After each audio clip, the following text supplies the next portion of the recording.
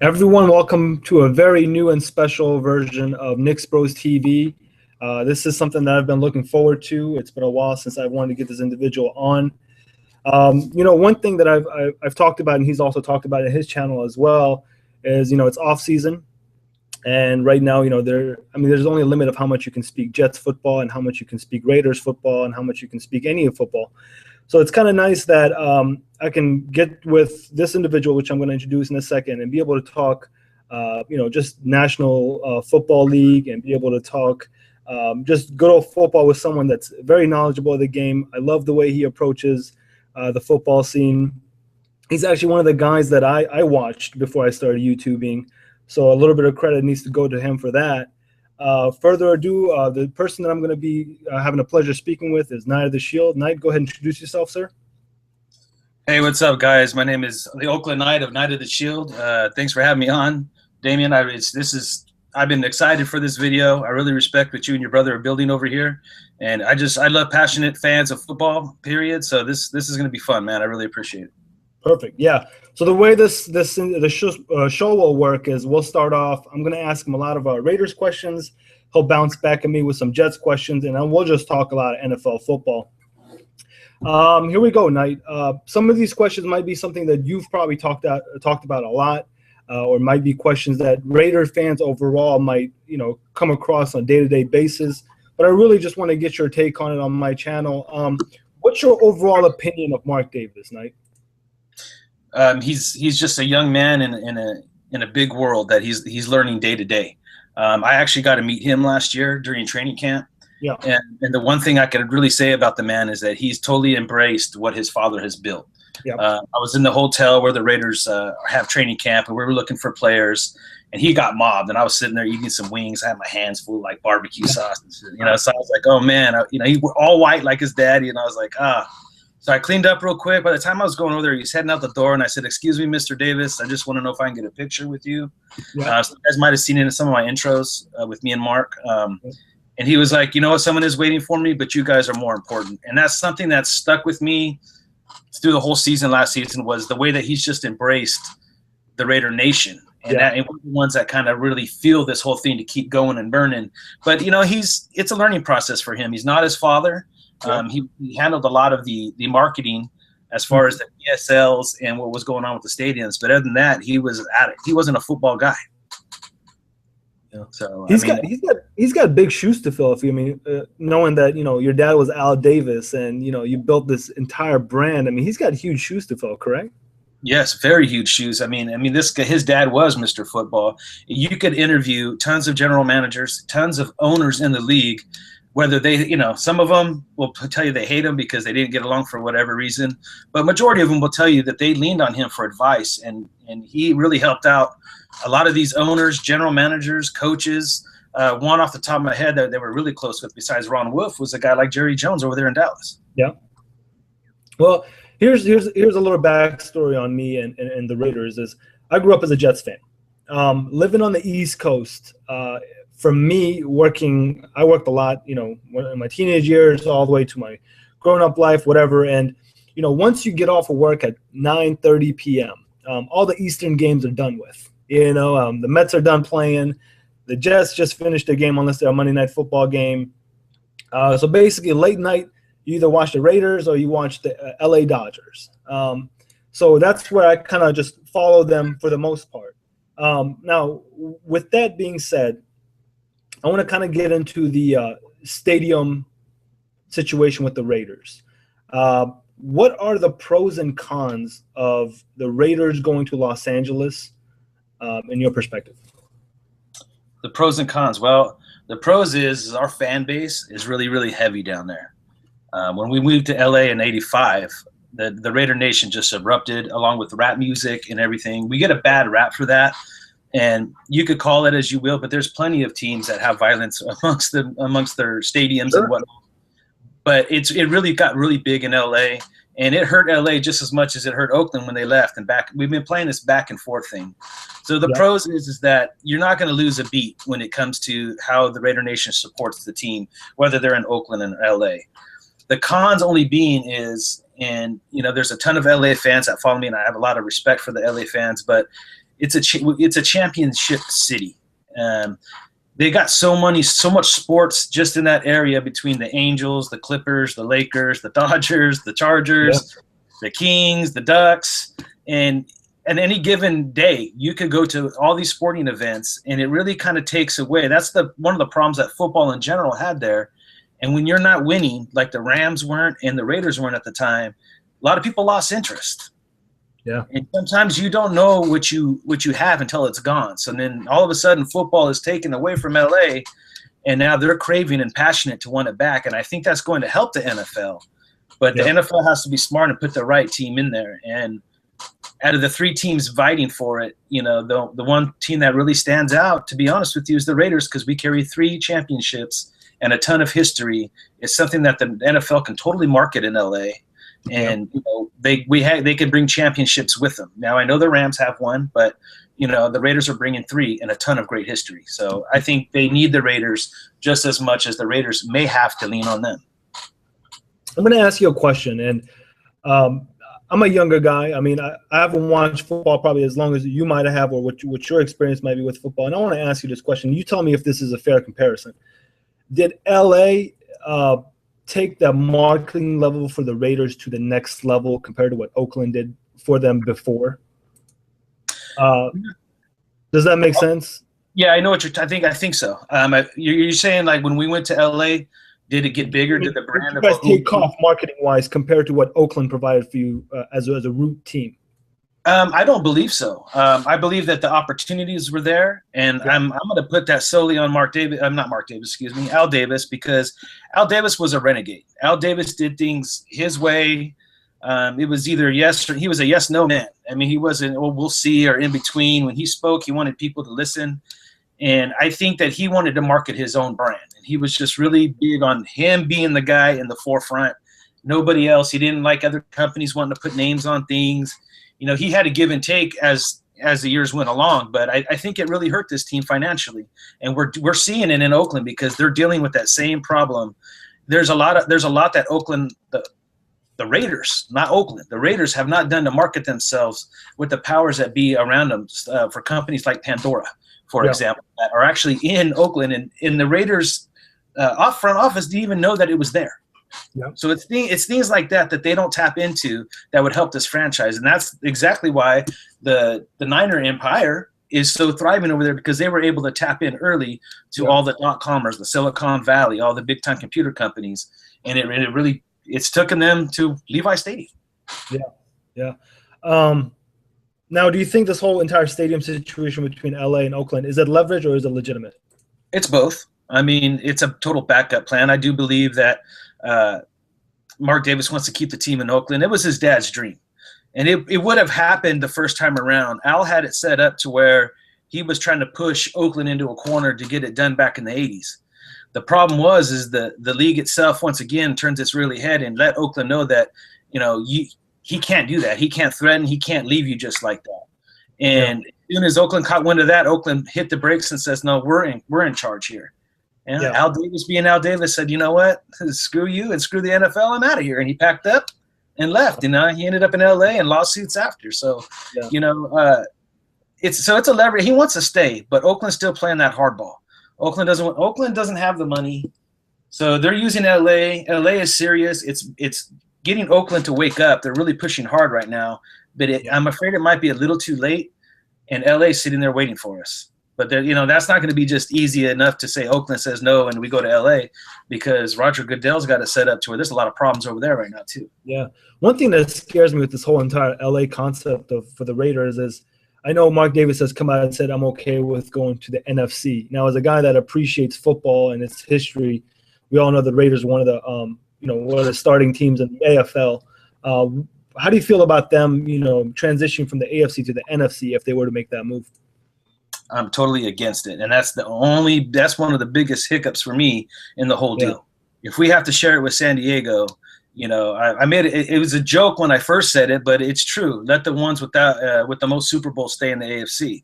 You know, San Diego. If anybody's going to go, but we have a lot of enriched history with San Diego as well. But I don't believe that the Raiders should leave. the AFC. I mean, there's way too much history, NFL history, AFL history. I mean, Just the rival, imagine.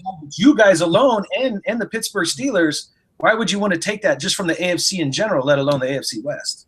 Yeah, just imagine not seeing the Raiders play the Kansas City Chiefs twice a year. It would be insane. It doesn't make no sense. And this brings back something I asked my brother, and I remember you leaving a comment for it.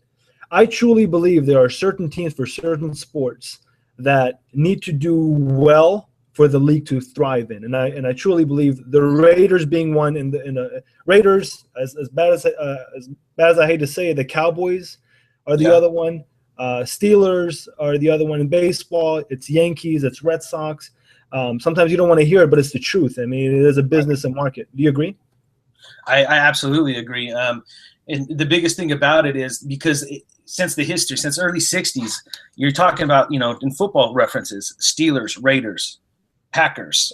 These are the teams that were there all the time battling. They really made the NFL brand with the history of all the great matchups. I mean, when I think about it being a Raider fan, I think about all the great matchups against the Steelers. Madden versus Chuck Noll for years. It was just – there's controversy. I mean, everything that you would want in a rivalry, that rivalry has. So you need that to keep things alive. It's the same with the Yankees. Everybody hates the Yankees because they win all the time. The same reason why we hate the Patriots today, because the Patriots are the new dynasty, and you understand that probably more than I do. I totally do, man. But I'm totally connected to the Tuck rule. We're connected there. So the hate for the Patriots is alive, and we want them to fall, just like in the 80s. I mean, I would end up hating the Niners anyway because of the Bay Area battles. But I mean, they were a dynasty, and I couldn't stand it. You don't like the winner. If they're not your team, you don't want it. But that's, as fans, giving each other crap is part of the game.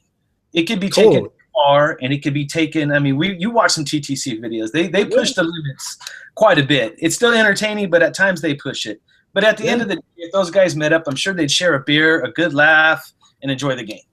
You know what's amazing is knowing that that's the reason, and knowing the NFL, it's amazing how the NFL is so anti, and I can see it. NFL right now currently is anti a lot of teams and favors Patriots. Sorry, I had a little cough there, but it's amazing if knowing that certain teams like the Raiders are so good for the league and they get such a hard time. Do you think there's still that bitter level between what Al Davis did and the NFL? Yeah, in fact, I actually did some videos on it not too long ago about Mark Davis is trying to mend a lot of wounds and build a lot of bridges between the Raiders and the NFL, because I think that he believes that that's one way that he can help this team rise, is to get the conspiracy theories and get the league and the refs off the Raiders so much. Yeah. But I don't think it's going to work. It's really going to take us to win football games and just change our image to the players more than it is. Mark Davis finally wrote checks and paid off a lot of the owners money that Al wouldn't pay, and things like that. I mean, yeah, those will be taken very wholeheartedly, and I'm sure the owners appreciate it. But there's still that bitter taste of the Al Davis way, and Al giving him the middle finger, and he's the Davis. It's not like it's another face. You can send Reggie out there all you want. All they see when they see that Raider logo, they see Al. And it's going to take a long time and a lot of butt kissing. But I wouldn't spend a lot of money if I was Mark to make it happen, because that's what they want. They just want the money. Yeah. Right before the Raiders or even the Jets, made their head coaching positions, they filled their head coaching positions. I'm a guy that I don't like pre-existing coaches to become my coach. And I mean, if it's Bill Parcells, sure, I'll take him any day. You know what I mean? Like, as much as I hate Bill Belichick, if he's available, I'll think about it. I hate his guts, but those are pre-existing guys that you might like. But this year there wasn't too many, and I'm very happy we got Todd Bowles. But when the Raiders signed Jack Del Rio, I like that move. Now, I'm a USC guy. You're a USC guy. That's one reason.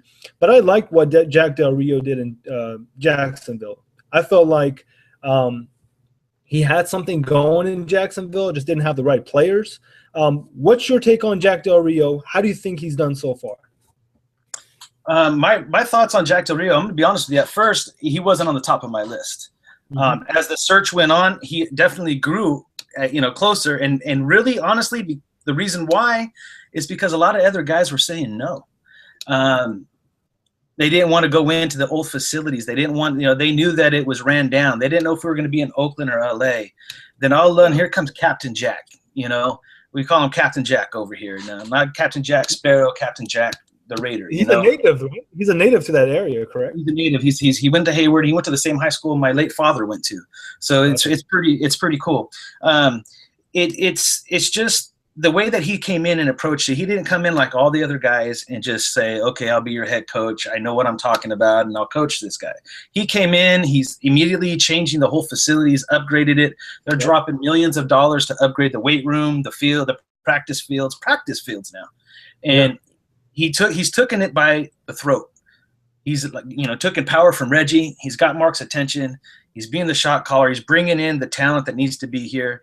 And I'm with you. I like younger coaches too. They intrigue me for the longevity of everything. Yep. But there's just something about the history of finding that right coach, like Bill Belichick's stint from Cleveland to the Patriots. And you got Pete Carroll doing the same thing now over there in Seattle. Could Jack Del Rio be that guy? I have a feeling he can, because he, from his mistakes that he made in Jacksonville, and now he's learned from it. And then he also went over Fox in Denver and saw how it really feels and what it really looks like to build a competitive football team. And he just seems like a man on a mission and a man that's really focused. So for that, I'm definitely really excited. That's a good point, because before Pete Carroll even became the coach that he is for Seattle, even USC, I mean, he was coordinators. He was a coordinator for the Jets for a little while. Yes. So that's a really good point. One thing that I couldn't stand at the time was, we all knew what Al Davis was going through health-wise, and I felt like I consider the Raiders as a ship and was being pirated by so many people and taken advantage of for so many years. Do you feel like right now the Raiders are on the right path? They're definitely on the right path, and the Raider Nation is very, very uneasy at this. I mean, you're going to talk to some fans that are going to still be diehard supporting, throwing their fists in the air, like I try to do on a weekly basis. But then you're going to run across the people that are still fed up and said, no, we need to playoffs this year. And they have to understand where it peaked out right before Al died. I mean, Al was doing everything he could, and all due respects to Al, he was really trying to get back to the playoffs. He was trying to get that other ring before he passed on, and it didn't happen. But he left the team in a major big-time salary cap mess. I've had arguments with other Raider fans about, well, when Hugh Jackson had the team, we were 8-8 and one game removed from the playoffs. Well, yeah, but any team will tell you, if you were one game removed from the playoffs, then you didn't have the right team. So you have to make changes to that team to get over the hump. And we had no money. We couldn't attract anything that we needed to get over that hump, whether it was quarterback, receiver, another corner. We didn't have it. We couldn't keep Nnamdi. There was a lot of things that were going wrong. So if you're going to ask a man with Reggie's credentials to come in from the organization that built him up as a GM to be a GM, he needed to tear it down and rebuild it from the ground. And normally it takes 3 years, but the way he's doing it, building a farm system, it's taken him a while. But this should be the year that we should at least turn the corner. 8-8, you said 9-7, very respectively, and I think that's possible. But after 13 years of being disappointed, I'm going to stick with my 8-8. But I just stay right in the middle of the road. Yeah, and I do want to be 8-8. Otherwise, I'm going to be upset with Reggie at this point. Something's got to give. I'm going to backtrack just a second, because I know you talked about the renovations and the amount of money spent into the training facility, pitching ground. Let me ask you this. Do you feel like maybe Mark Davis didn't touch on that because he was thinking maybe this team has to move? Or, now that they've spent the money, are they considering they're going to stay in Oakland? That's one of the biggest mysteries that's floating out there. Okay. With all the revenue sharing and all the money that we've had in cap, the money that we've saved in the last 3 or 4 years with Reggie being there and not spending the money, I think the extra money was there to spend. I don't think it necessarily means we're going to stay in Oakland, and I don't believe that he wasn't doing it because he planned on leaving. The biggest part of the renovation is going to be in the equipment itself. Well, it might not happen overnight, but you could take that equipment with you. So the majority of the money is going to be in all these machines and all these parts that, it's going to be a pain in the ass to move, but they're going to be able to move it. So I don't really see it as them wasting money as much. They're going to doing stuff structurally, and they're doing stuff to the practice ground. But even if LA goes through, we still need another place to play for another 2 to 3 years before that stadium's ready. Knight, I'm a big fan of Reggie. I like Reggie. Now I know the split between the Raider Nation about what Reggie has done or where he's going with it, what he's doing with the team. I like the fact that he's taking the draft approach, just because he's seen how the free agency has failed the team over the years. I mean, there's players that have come over that have just signed for the contract, have signed for the money, have signed to basically retire, semi-retire. And he's had 2 good back-to-back drafts. Is Reggie on? Is he onto something? I definitely believe he's onto something. I believe he's mentioned it himself. He mentioned it even before going in this offseason. He said the foundation has been laid. It's time to start building. And he stuck true to that. I was also on a conference call because I'm a season ticket holder. Yeah. So we had this conference call with Jack Del Rio and Reggie McKenzie. And Reggie McKenzie says, we are done building. We are ready to start winning some football games. Yeah. And yes, these are things that you do at a pep rally. It was real pep rally-ish. The conference call was definitely a big pep rally. But I do believe in Reggie McKenzie, and he not only has he had 2 solid back-to-back drafts. I believe that I personally am one to believe that he's had 3. The biggest thing that we've lacked as an organization is coaching. I mean, from head coach down, and with Jack in place and a guy like Bill Musgrave, Kid Norton Jr., Mike Tice, it's huge, man. The coaching staff, I'm excited. Marcus Robinson working with the safeties in the secondary, Rod Woodson. Yeah. I mean, all the pieces are where they need to be, and I'm really excited to see the 2013 draft class really step up. Seal Moore, Medelec Watson, Latavius Murray, DJ Hayden, Stacey McGee, Michael Rivera, Bryce Butler even. I know we're kind of loaded in receivers, but all these guys have a chance to really make a huge impact, not only because of the coaching, but for the schemes they're actually bringing to the football team. Yeah. Exciting time. This might sound like a premature question, not as a Raiders fan, but I just want to always ask this is, why wouldn't Charles Woodson – and I like the fact where he's playing, he's doing great where he is. Do you think Charles Woodson would be more of an impact player if he was a cornerback rather than playing safety? It is more pre-existing, position. No, there's a reason why he ended up in safety. Green Bay started using him that way in his last year over there, or maybe the last 2, if I'm not mistaken. Yeah. Because as you get older, your body does start to break down. I mean, this guy's in shape. He takes care of himself, but. Sure.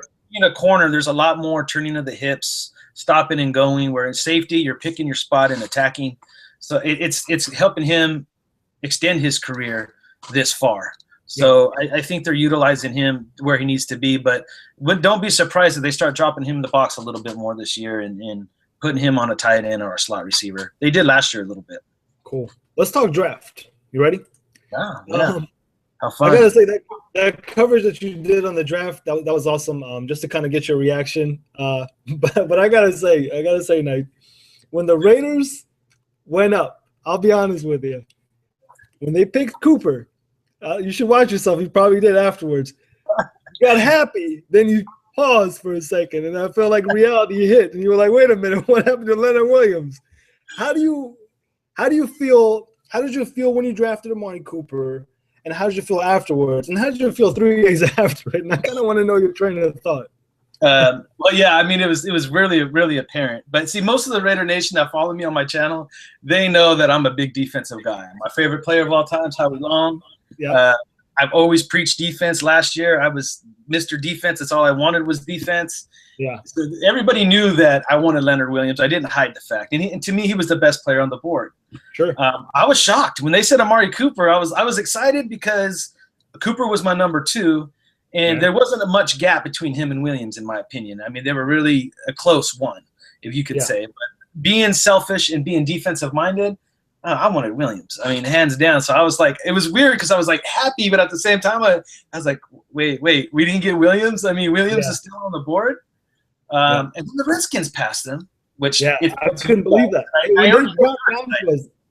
When they dropped down to us the way he did, I mean, I couldn't believe it. I was like, the fact that he's a useless player, I follow them for the couple of years that he was there. The fact that he's a beast, and I feel like he's NFL ready.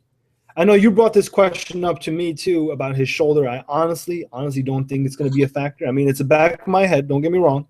But it wasn't a factor for him when he played in USC. I just feel like, we just got lucky. I feel like Mike McKagan, his principle, his thinking was, and he said this before the draft, and so did Todd Bowles. He said, "I'm going to go after the best player available." I mean, he's going to look at his needs, but then he's going to see who's ready and who isn't. Now, kind of bouncing back to Amari Cooper, one thing I can say about Amari Cooper is I feel like he's NFL ready. And the last time I said that or felt like that about someone was Megatron when he got drafted from Georgia Tech. How NFL ready do you think Amari Cooper is? How fast of an impact do you think he'll have with the offense, I should say? Wow, man, immediately. Everybody's talking about his soft-spoken nature. This kid is really, really serious. I compared his attitude and his personality to Barry Sanders and how Barry Sanders approached the game. Real humbled, real passionate, though. You can see sometimes you ever heard the term, if he's quiet, he's probably more likely to probably kill you or be a killer. Yeah, I've listened to some Nas before, yeah. Yeah, I think Cooper's going to be the silent assassin. I guess we can label him that. You can label him the silent assassin. Yeah. He wants to be great. He knows that there's a lot of hype and a lot of questions about him. So he's coming out and he's not being brash. He's not acting like he's, which is odd for a receiver. He's going to do his work. And he said after the mini camps we just had, the rookie mini camp, that the scheme and everything that's drawn up is very similar, that mirrors Alabama a lot. Yeah. And when he said that, I sat there and I was like, wow, this is going to be interesting because his personality is going to mesh really well with Derek Carr. Sure. They designed the routes for Amari Cooper to be comfortable running out the gate, day one.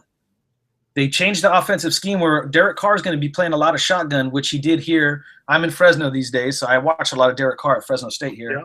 And Derek Carr played shotgun, and he played it masterfully. And I just see the connection. They're speeding up the continuity, if you could say that. I mean, it's going to be – they still have to build that bridge there, but it's going to help both of them get on the same page quicker. And it's going to be interesting to see. So I really see Amari Cooper, definitely pushing 1,000 yards this year. When you say a silent assassin of some sort, for some reason I can't picture him to be the number one guy when you say that. I can be wrong. Where does that put Crabtree at? Is he going to be number one? Is he going to be number two? Because I feel like he's a number 2 wide receiver. But Crabtree, the fact that you got a veteran wide receiver and a rookie wide receiver, where does that put him? It's really going to – I mean, I look at Crabtree. When you compare the two, it's Crabtree is going to be the number 2 receiver, or at least he has that job now. I think you better watch out for even Rod Streeter at that point. But Crabtree's skill set is very high. See, Crabtree was one of those guys coming out of college, too, that was ranked really high and underachieved. He also pissed off the Raider Nation by making comments and making faces, and he was glad he wasn't a Raider, but now he is one. It's kind of funny. Yeah. But in the big picture of things, he's not as fast as Cooper. He's more of a mid-range route runner. He won't stretch the field that much on you. So that's where Amari Cooper's really going to beat him out for that number 1 spot. Because I compare him a little limited. Go ahead. I'm sorry. I think Crabtree's just a bit on the more limited side of what he could do versus Cooper. But Crabtree should be a solid number 2, considering that it's a low-risk, high-reward contract. He's in a situation where he has to ball out or get out. Who do you compare him as? Maybe one of the greats, one of the great wide receivers. Who do you compare Amari Cooper to as far as his style is concerned? As far as his style, without the return skills, an ex-Raider, Tim Brown. I mean, Tim Brown was real quiet, real humbled. He has that he carries himself. He almost has his build. He looks like him in uniform. He's a little thick, good guy, about the same size. It's crazy to see, how much they kind of resemble each other. Yeah. Where do you rank overall the Raiders and the draft within all the 32 teams? I mean, how are they within the top 5, top 10, top 3? In the draft, there are a lot of people. If you listen to the analysts, which I tend not to do, they would be top 5. Yeah. But I definitely have them top 10. I do like the talent they found. I just believe that this draft felt to me more 2016 than 2015. We did find some impact players I think will make impacts now. I just don't see a lot of starters now. Yeah. So I got them maybe top 10. In fact, bro, I mean, the best offseason and draft in the NFL has to go to you guys hands down. And that's not me being a homer because you have me on your channel either. I mean, you guys have really, really marketed yourself well. The only question mark I see on your football team is quarterback. Totally. And the fact to build that continuity when you bring in so many big names. You won some brownie points with Knicks Bros TV, by the way, Knight, by that comment. No, I totally agree. And talking about quarterbacks, and we'll touch base on the Jets in a little bit. Talking about quarterbacks, and I mean no disrespect when I say this, but for the past 12 years of Raiders football, of having constant quarterback changes, constant, dropping the ball and drafting certain quarterbacks, why is Derek Carr getting such a hard time? Because honestly, I'll take Derek Carr any day, bro. I'll give you Geno Smith with a bag of chips and we'll call it a day. You know what I mean? You better make that 2 bags of chips. Okay, all right, you got it. Yeah, Derek Carr gets a lot of bad time because he played at Fresno State. And it's funny because I was actually had a piece I'm doing up for this, but I'll go ahead and talk about it now. Derek Carr, I was watching one of them analysts that popped up on one of Mikey's page clips that he gives us, and this guy named Chris Harris, I guess he's a fantasy guru or something, and he was saying how he wouldn't draft Carr and Carr's this, and he's just bashing Carr. Then you got Chris Sims on the other end on another show saying Derek Carr is the real deal, and that's where a lot of even the Raider Nation sometimes are divided about, is he really the real deal? Well, be honest with you, we don't really know how good he's going to be. We don't know if he's going to be a Peyton Manning or if he's going to be more like a Phillip Rivers or a Matt Ryan. We don't really know, or somewhere in between. But if you manage the game well, doesn't he? He does manage the game well. I mean, the kid threw for 3,000 yards, 12 touchdowns, right? Or 12 interceptions and 21 touchdowns on a team that was 3-13. Tell me about it. And 0 running game. I mean, as a rookie too. I mean, I got to throw that in there, right? He was a rookie. This was all new to him. Yeah. Players dropping passes. And the biggest thing, there was no running game. Could you imagine with a running game, a little bit more time on the shotgun and receivers like Crabtree and Cooper and Rod Streeter coming back? This kid should be able to throw for, maybe 3,800 yards and a lot more touchdowns. Not only that, I mean, you guys went through a coaching transition that year. I mean, you change head coaches. I mean, the guy's going through 2 different playbooks. I don't know if the playbook got changed way too much when Soprano took over, but that's really that. Now, let me ask you this: how dominant would the Raiders' defense gotten if they would have drafted Leonard Williams and not Amari Cooper? Well, I guess injuries aside, we'll get into that. I'll talk to you about that when we talk about the Jets. But injuries aside, Leonard Williams, and it took me – I just barely learned this because after the draft, too, we drafted so many linebackers. And I was just kind of shaking my head like – I remember I had to go to a meeting. I'm sitting in the meeting. My phone goes off, and I'm like, linebacker, like 3 in a row. I had to text one of the other Raider vloggers like, am I seeing this right? And he's like, don't worry. I think he's going to be defensive end. I'm like – I was freaking out. I couldn't be in front of the TV. So I had everybody research because, I have a hard time. I'm visually impaired. And they're saying, no, he wants to run a hybrid, like a 4-3 and a 3-4. So it makes sense. And that's where Leonard Williams would have been really huge because we could have kept a guy like Williams on the field all the time. Whether we were in 4-3 or 3-4, he would have been the perfect player for this team to run this little hybrid defense that we're going to run. So we got Mario Edwards instead, which is a poor man's Leonard Williams. So it'll work. Khalil Mack has added 13 pounds of muscle. That's what last week's topic seemed to be on your show. And what does that mean? Would he transition into a defensive back on certain plays? Would that be permanent? Or that's just him gaining some weight and becoming more of a physical linebacker? Not that he isn't already one.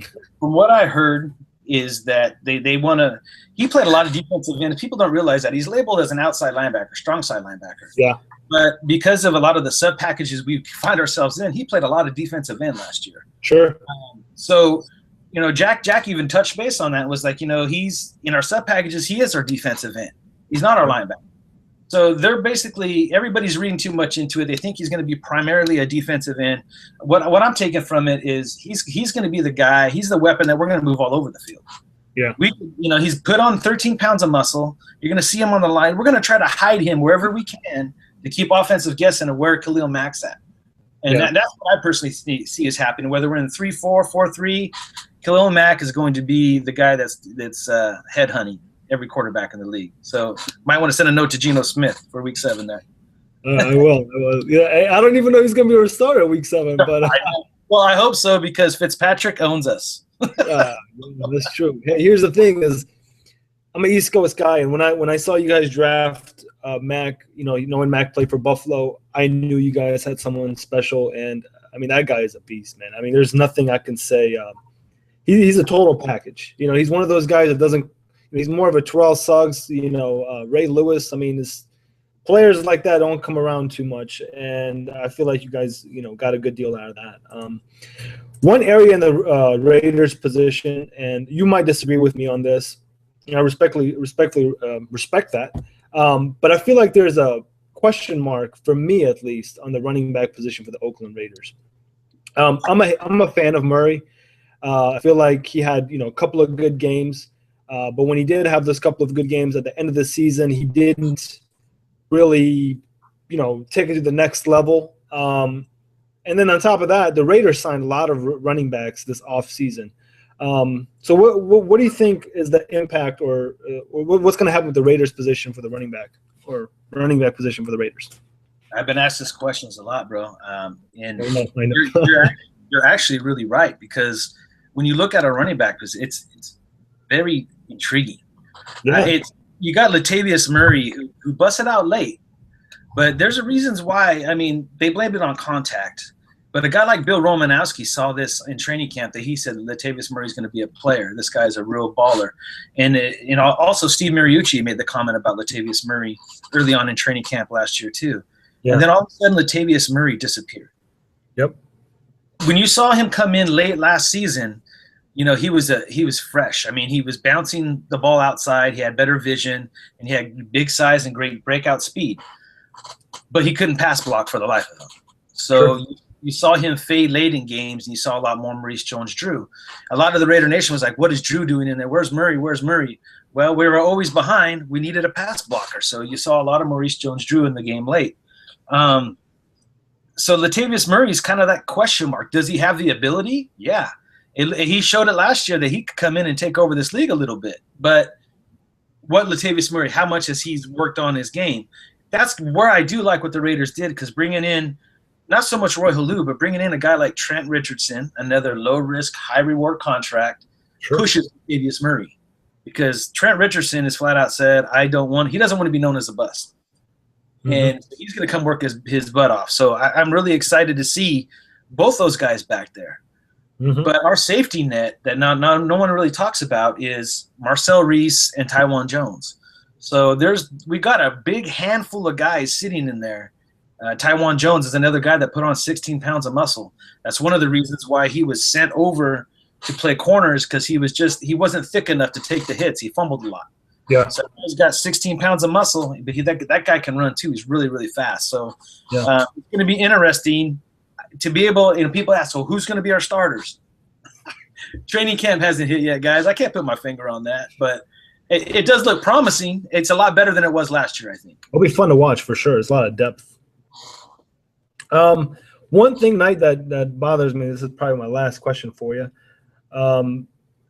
Here's the thing is, I think after a while when, what the Raiders have gone through, there's a lot of finger pointing. There's a lot of, checking yourself in the mirror.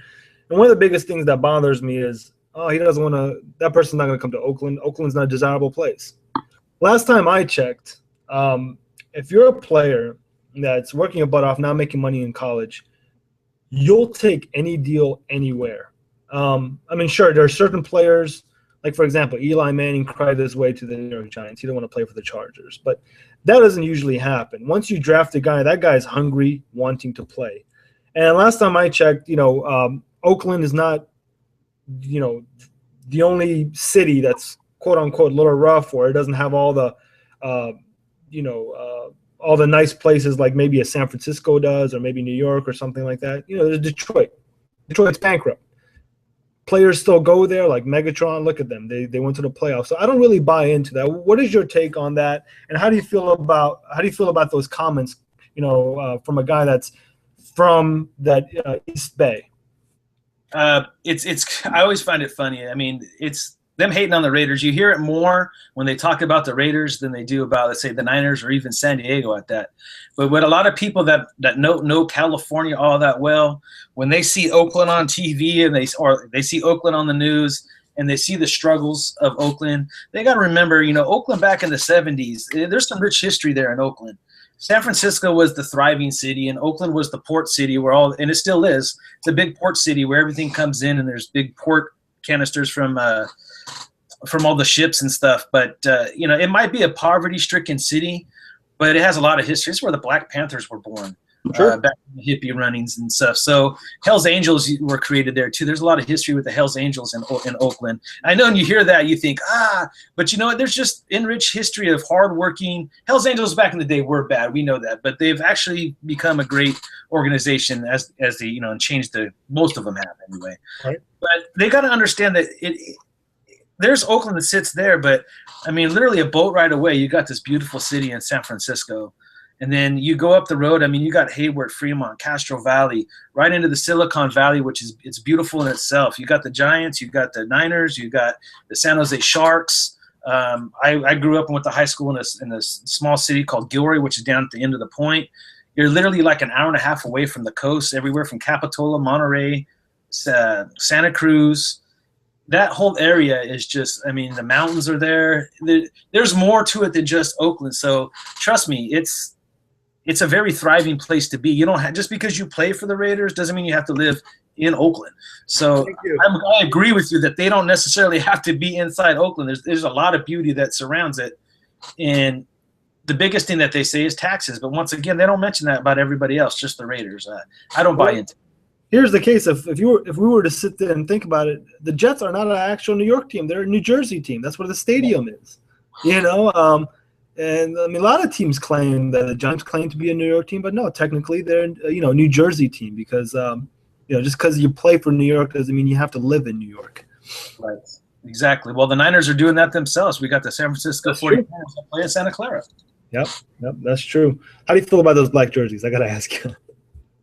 I'm pissed. I'm really pissed that people are going black, number one, but I think the Niners really messed up in their marketing. If they were going to go black, they could have done a lot better job. They really look like the Atlanta Falcons to me. That's true.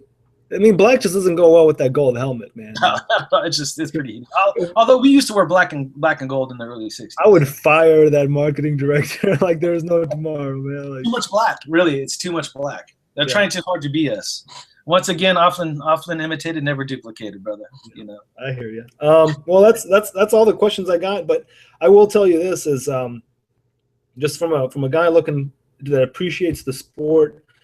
I can appreciate what the A's have done for Oakland. I can appreciate what the Raiders have done for Oakland, and I really feel like those teams have to stay in Oakland. And it will be very devastating to the city, I think, if those teams were to end up somewhere else. And that's just my last take on that. And if you have something to say on that, I mean, that'd be nice. But I mean, they have to stay in Oakland. Yeah, I mean, both those teams. The city of Oakland is just in a really bad place financially. They haven't done a good job themselves as a city of attracting the right kind of businesses to come through. They just pretty much stayed as a port type town, a poverty-stricken town, when there was a lot of piece of the pie that they could have tapped into. Rumors has it that that's what they're doing now. There's a lot of companies trying to come into Oakland and build it up, and that's part of the whole Column City advertisement that this guy's his name's slipping my mind right now. That's pushing it for the Raiders. It's not just for the stadium for the Raiders; it's a stadium for the A's, building up the whole Oakland area. So I mean, that part's promising. It's just Oakland has no money, and at some point, that's what's going to make or break this. I mean, Oakland's going to have to give up something. Yeah. And any businessman knows to make money, you got to spend money. So Oakland's going to have to calm down and finally break out their checkbook, because without the sports teams in that town, they're not going to attract anything. Yeah. Yeah. Well, that's all the Raider questions I have for you, Knight. Appreciate you answering all those for me. I guess we can turn into the Jets. If you have any questions, we'll kind of go from there. Absolutely. Absolutely. I want to get your take because, the Raider Nation, everybody's focused in on the shoulder and Leonard Williams. And for me, I've said it 100 times. This is football. I mean, we're talking about a violent sport. We were talking before we jumped on about just the violent nature of sports. in general what happens. So for me, it's a shoulder injury. I mean, people tear their ACLs and come back. We had Michael Bush that broke his femur, and he had to sit for 2 years, and he was a very solid number 2. Should have been maybe even been our number 1 for years behind Darren McFadden. So when I heard that he had the labrum problem, supposedly he had it last year in college, and you seen how he dominated that whole scene. So for me, I still would have took a flyer on him. And, you know, a team like the Jags say, you know, we want Fowler. You know, he's more fast, he's more dominant, and look what happens first practice. Wow, so that was devastating, man. It could happen to anybody. And now when I was messaging you guys on your guys' video, you know, it's hard to write what you're trying to really say. But that was my point I wanted to get across was I wouldn't buy so much into the shoulder. I think you guys did the right thing. You have to be concerned about the shoulder a little bit, but your guys' defensive line is so good even without him that you guys could buy him the time to get healthy. And even if you redshirt him, it's still a great pick, you know, even if he doesn't show up until 2015. You guys got a superstar. No, definitely. With Leonard Williams, man, I don't buy into the shoulder injury. I mean, it's definitely something to look at. One thing that, you know, it's a question mark for me is Todd Bowles has come out during his press conference, says he's going to stick to a 3-4. If you're going to stick to a 3-4, you got Mo Williams, you got Shelton Richardson, you know, you got, you know, Leonard Williams. I don't know if I've already said him, but you got all these guys that are able to be part of your defensive line. I think he should be open-minded to try at least 4-3, knowing that our linebacking position isn't the strongest. But now that we have Maulding from Louisville, he's a very hungry player. I think he's going to be able to, you know, be an impact player too. You know, we've always, for the past 4 or 5 years, we've had an amazing defensive line, especially with Rex Ryan in the league. So, and the fact that we've strengthened our defensive backs, you know, that's also a positive going to next year. One thing though that ticks me off, Knight, and I'll tell you what it is. So the other day I'm sitting at home, right, just drinking my coffee and yada yada yada, and I flip to my phone thanks to ESPN. I get this, you know, alerts or whatnot, and I see Leonard Williams wearing number 62. That bugs the hell out of me, man. I'm sorry. I know it's not probably a. Here's the thing. Whatever happened to wide receivers wearing numbers from 80 through 89, defensive linemen wearing 90 through 99? I mean, I'm seeing wide receivers wearing 19, 13. It pisses me off. It's so college-like. So I was actually pretty happy when I saw Amari Cooper wear 89. I'm like, all right, he looks like an NFL wide receiver. Is that too big deal that I'm making out of it, or? No, but it's part of that.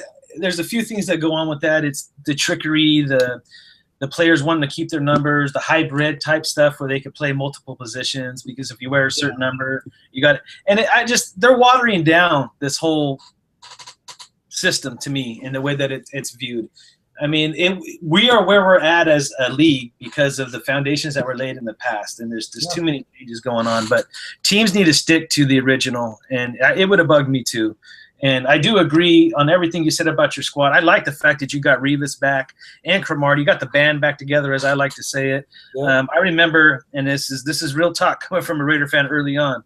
I remember, like, had you guys circled because, you know, I remember just even back in the early 2000s playing you guys in the playoffs and sitting there and just giving you guys a bunch of crap, man. I have a lot of Jet stories. But it's – to see you guys, like, I had it circled like, okay, I'm going to go to that Jets game and, you know, I want revenge. We're going to finally get these guys because we're better. And lo and behold, man, you really changed to where I don't even know what to think. You guys are struggling in the quarterback position. I know you touched base on it a little bit, and I've heard you many times, but now that we're somewhat face-to-face, I'd like to hear your major quarterback concerns for your football team. Well, here's the thing is I like Geno Smith. All right. I feel like he's an athlete. He's got talent. I don't think he's one of the smartest quarterbacks we've ever had. And we hadn't had too many of those smart quarterbacks. I mean, Joe Namath, Chad Pennington is one. My favorite player of all time, that's the reason why I'm a Jets fan, is Vinny Testaverde. I mean, he's not the best statistical guy, but I have certain reasons why I'm a Jets fan because of him. But as far as Geno is concerned, he had a good rookie year, I thought. And the team, I believe we went 7-9 or 8-8 that year. Don't quote me on this, but and he regressed last year. Everybody wanted him to, obviously do much better, but he regressed. But this is the reason why I can't put that blame only on Geno Smith. Is we had a bad team night. We truly did. John Itzik did not prepare our team as well as he should have. I memean, anyone, and we talked about this last Jets video. It was Young J00, and guys, please check him out. Huge Jets fan. He said if you have Stephen Hill as your wide receiver, I mean, good grief, and Rex Ryan is not an offensive-minded coach. He's a defensive-minded coach. Name one quarterback that he's progressed. No one. I mean, Mark Sanchez regressed under Rex Ryan. Geno Smith regressed under Rex Ryan. So he hasn't had all the tools and all the coaching that allows Geno Smith to become, that prominent quarterback. Now, with that being said, and it's not like he was a first-round quarterback either. He's a third-round quarterback. So we don't lose too much out of it. Now, here's my thing. This is the way I want to approach next season night, is give Geno Smith and Ryan Fitzpatrick the right to battle it out. Let them battle it out. Whoever wins, wins. Hey, it's New York. You screw up, the next guy right next to you at the attendance is saying, boo, get him off the field, bring the next guy in. Then you bring in Ryan Fitzpatrick. Allow him to take you to the playoffs, which I think he's able to. And I think Ryan Fitzpatrick is the reason why we're not going to struggle in the end zone, something we struggled as with Geno Smith. And, bringing a guy like Chan Gailey in, which used to be Ryan Fitzpatrick's old offensive coordinator, I mean, those are hints that, Geno Smith is going to be a backup quarterback for us. And I hope he is, because as much as I like him, I mean, I don't hate the guy. I mean, like the way I hated some of the quarterbacks we've had. But I feel like he, let them battle it out. Whoever wins, wins. Then this upcoming year for us, honestly, if we don't go to the playoffs, and I'm going to be very honest when I say this, I'm not going to be disappointed as a Jets fan, because I can understand transition. I don't care if we haven't went to the playoffs, and this is something you and I can relate, Knight, is I don't care how long you've struggled, and, I don't want to compare my pain with yours, because, I know what the Raiders have went through, and I don't, no pun intended when I say that. I believe in transition. I believe in the right transition. And this is exactly why I'm saying this, is because I don't want Bryce Petty to be touched next season. No matter how desperate we get for a quarterback, do not put him in a game. Build that man's confidence up. Something we don't do in New York at all is build someone's confidence. Allow him to transition the right way. Let him, be on the bench. Let him get used to the playbook. Allow him to see certain mistakes happen. And I really think we're going to be a team to beat, not next season, but 2 years from now. And totally, I am willing to wait it out. And that's my answer for that. Let Geno Smith and Ryan Fitzpatrick fight it out.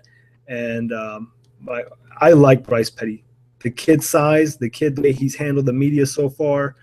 Haven't seen him play football. And again, you say this a lot in your videos, and I agree with you. We don't know everything. We're just two fans that are passionate about our teams, and we're just calling it like we see it. And I think Bryce Petty could be your future. No, I believe in that too, and I think that was one of the other great pickups you had. And he really needs to just sit.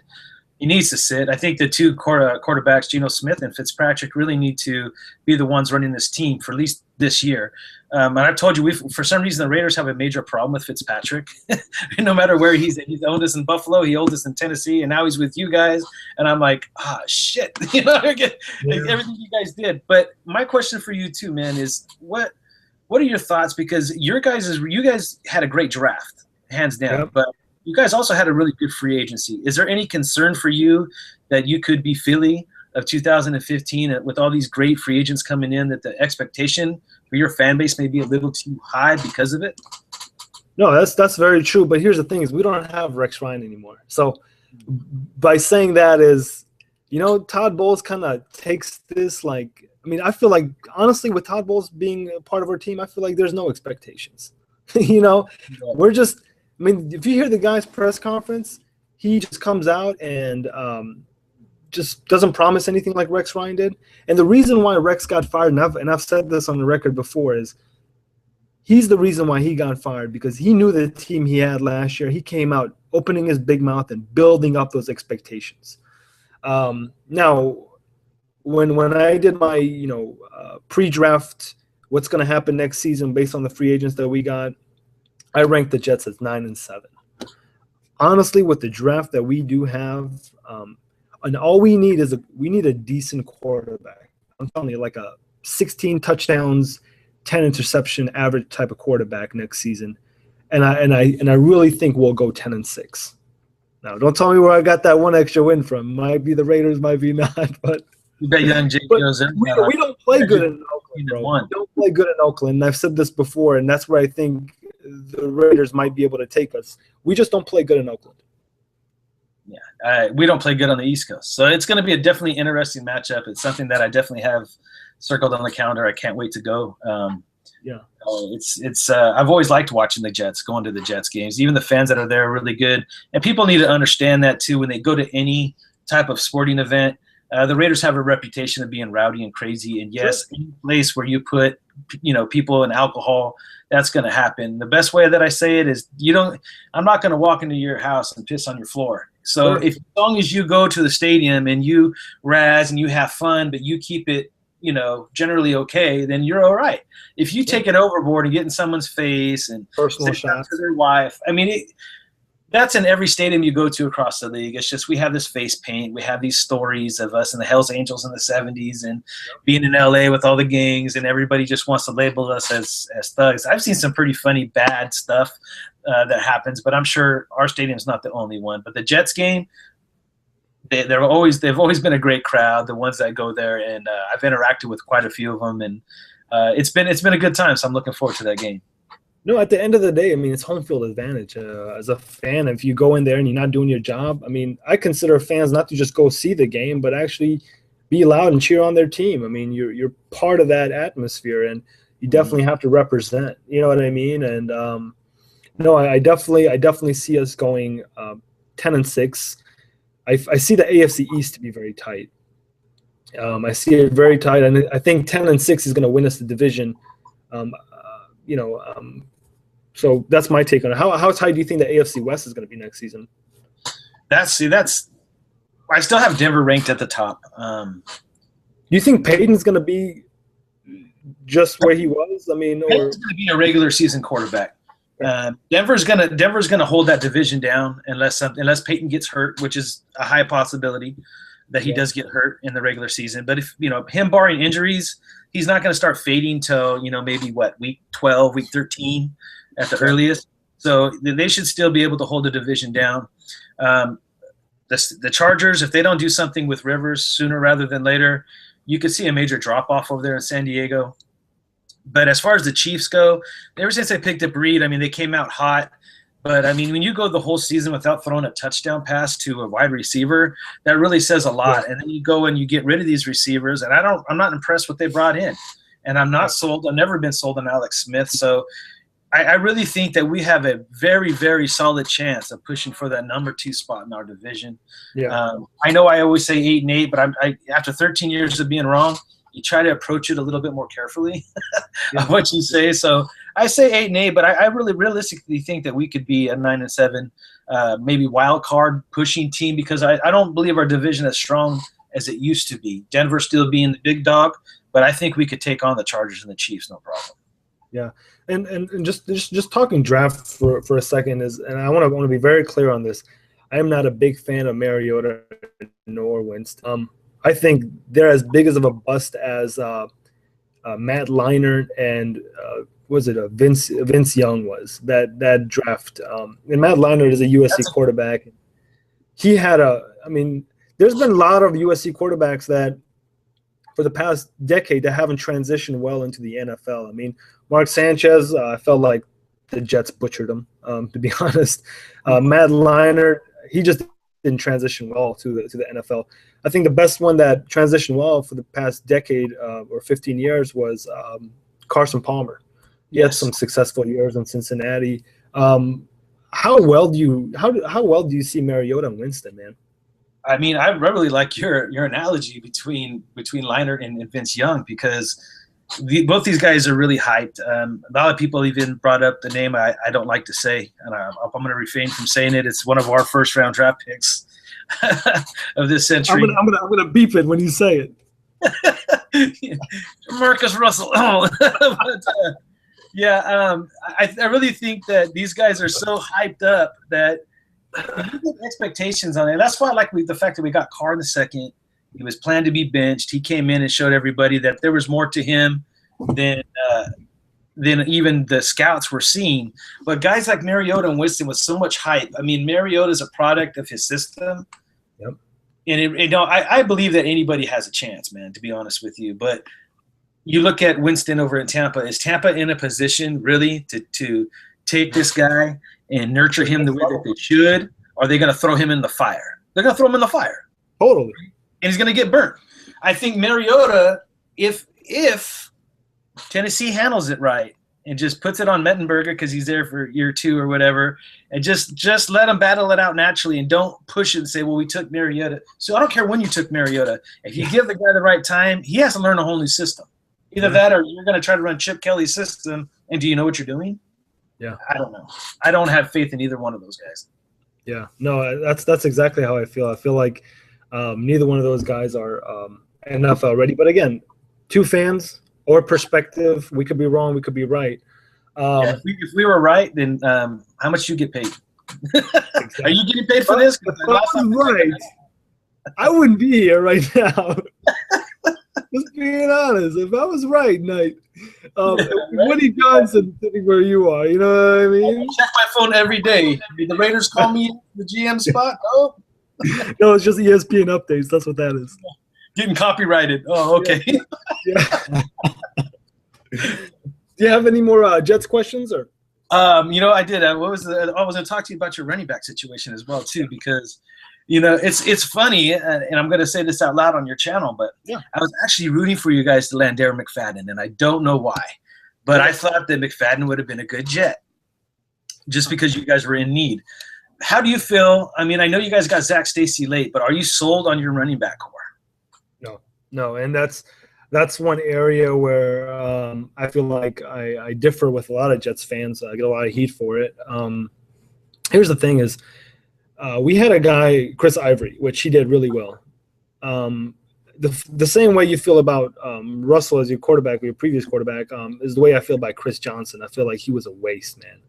Chris Johnson was a waste of money, of time, yada, yada, yada. But those days are behind us, and we're trying to move forward. I feel like Chris Ivory is a good running back. He had a pretty decent year last year. I don't know what to make out of Zach Stacy. Now, I will say that Zach Stacy's following my Twitter page. So, Zach, no hard feelings, buddy. But I was ecstatic when he followed my page. I looked at him and I was like, man, he's got 27,000 followers. It's got to be Zach Stacy. So I'm assuming it's Zach Stacy, but I don't know how I feel about Zach Stacy. I mean, he had a good 2013 year, and last year supposedly he didn't have that good of a year.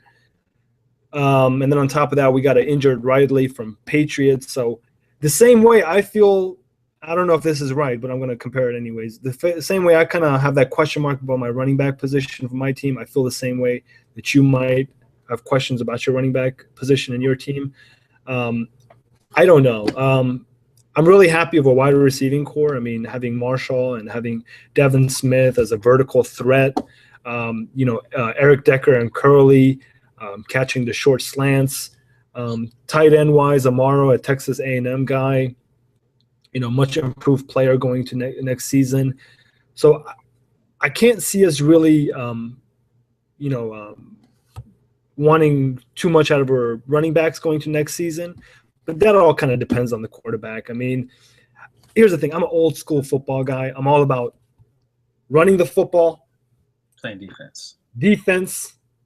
And, if you have a young quarterback, you start him off with short passes. You know what I mean? I like that type of football where a lot of regular football fans just turn off the television on. You know what I mean?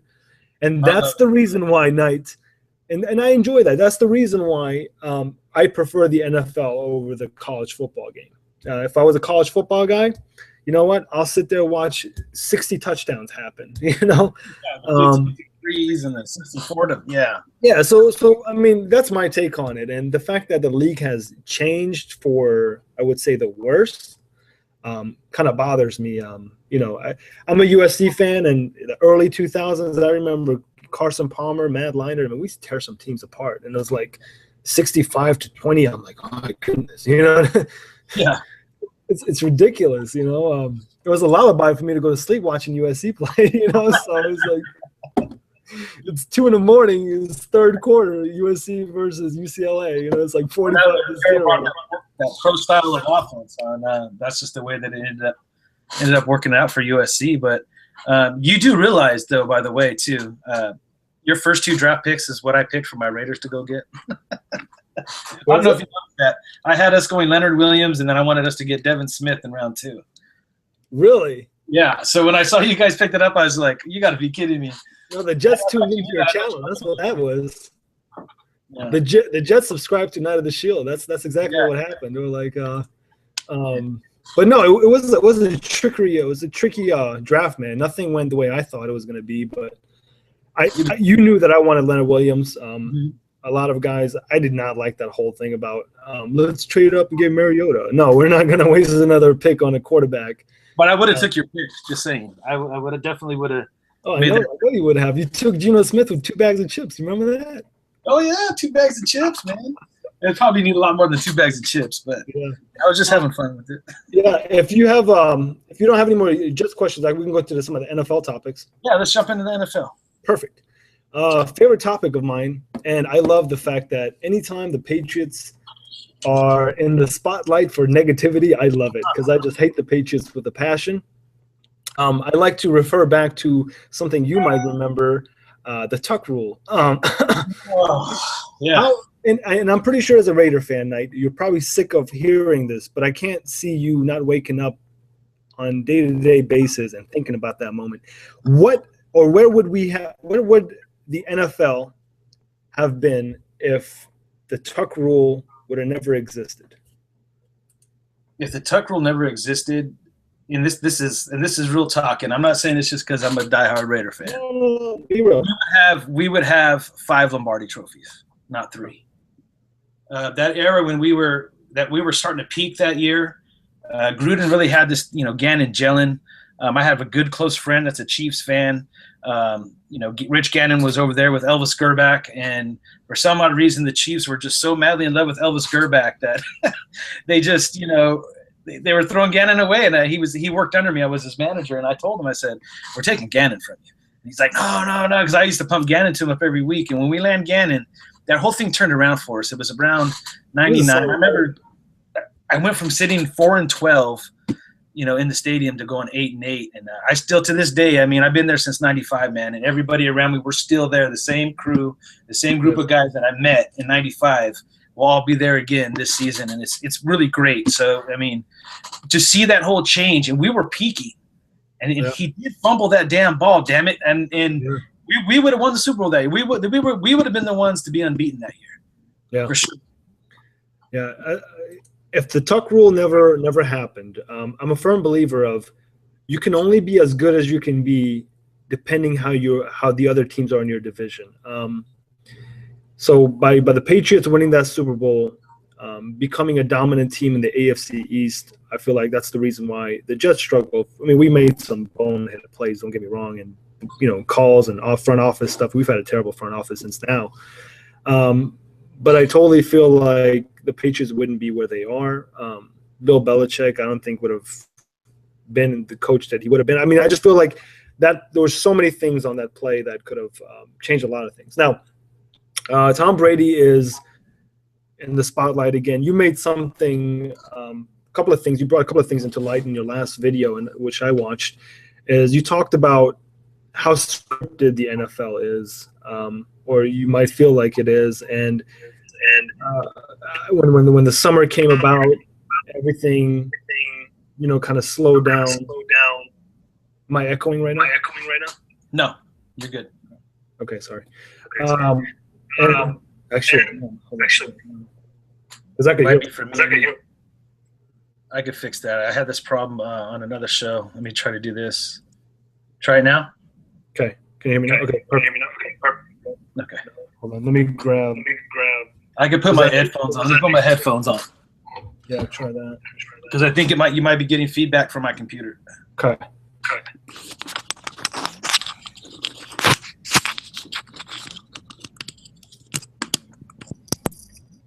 All right, give it a shot now. Can you hear me? Hello. Perfect. Okay, that fixes it. Sorry about that. Yeah, it's no problem. So, Brady's back into light for the Deflategate situation. Like you said, it's amazing how we waited for the Super Bowl to be over, so that way there's not too much controversy going around the Super Bowl time.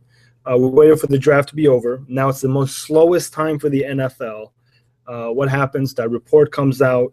Here we go again talking about Deflategate. The attention's back on the NFL.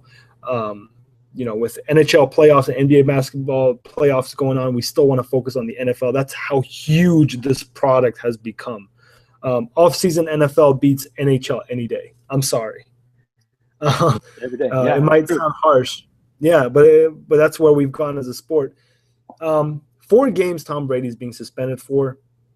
Here's the thing, guys. This is just my take on it. I'm going to get Knight's take on it right now.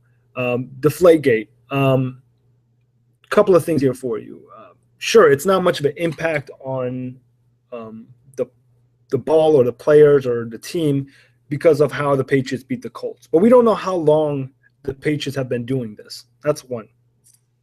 Second thing is, it might not be a difference to you and I because we're not quarterbacks. We've hadn't held a football in our hand since we were, let's just say, 10 years old. The same reason why pitchers in baseball put certain things on baseball for certain movements and things like that. I see the same exact type of comparison to what Tom Brady's doing. If the NFL has a certain measurement, you got to stick to it. Otherwise, you're doing something to your advantage. Now, we've talked about other players like, Jerry Rice has come out and said he's done some stuff and things like that, but he came out and said it.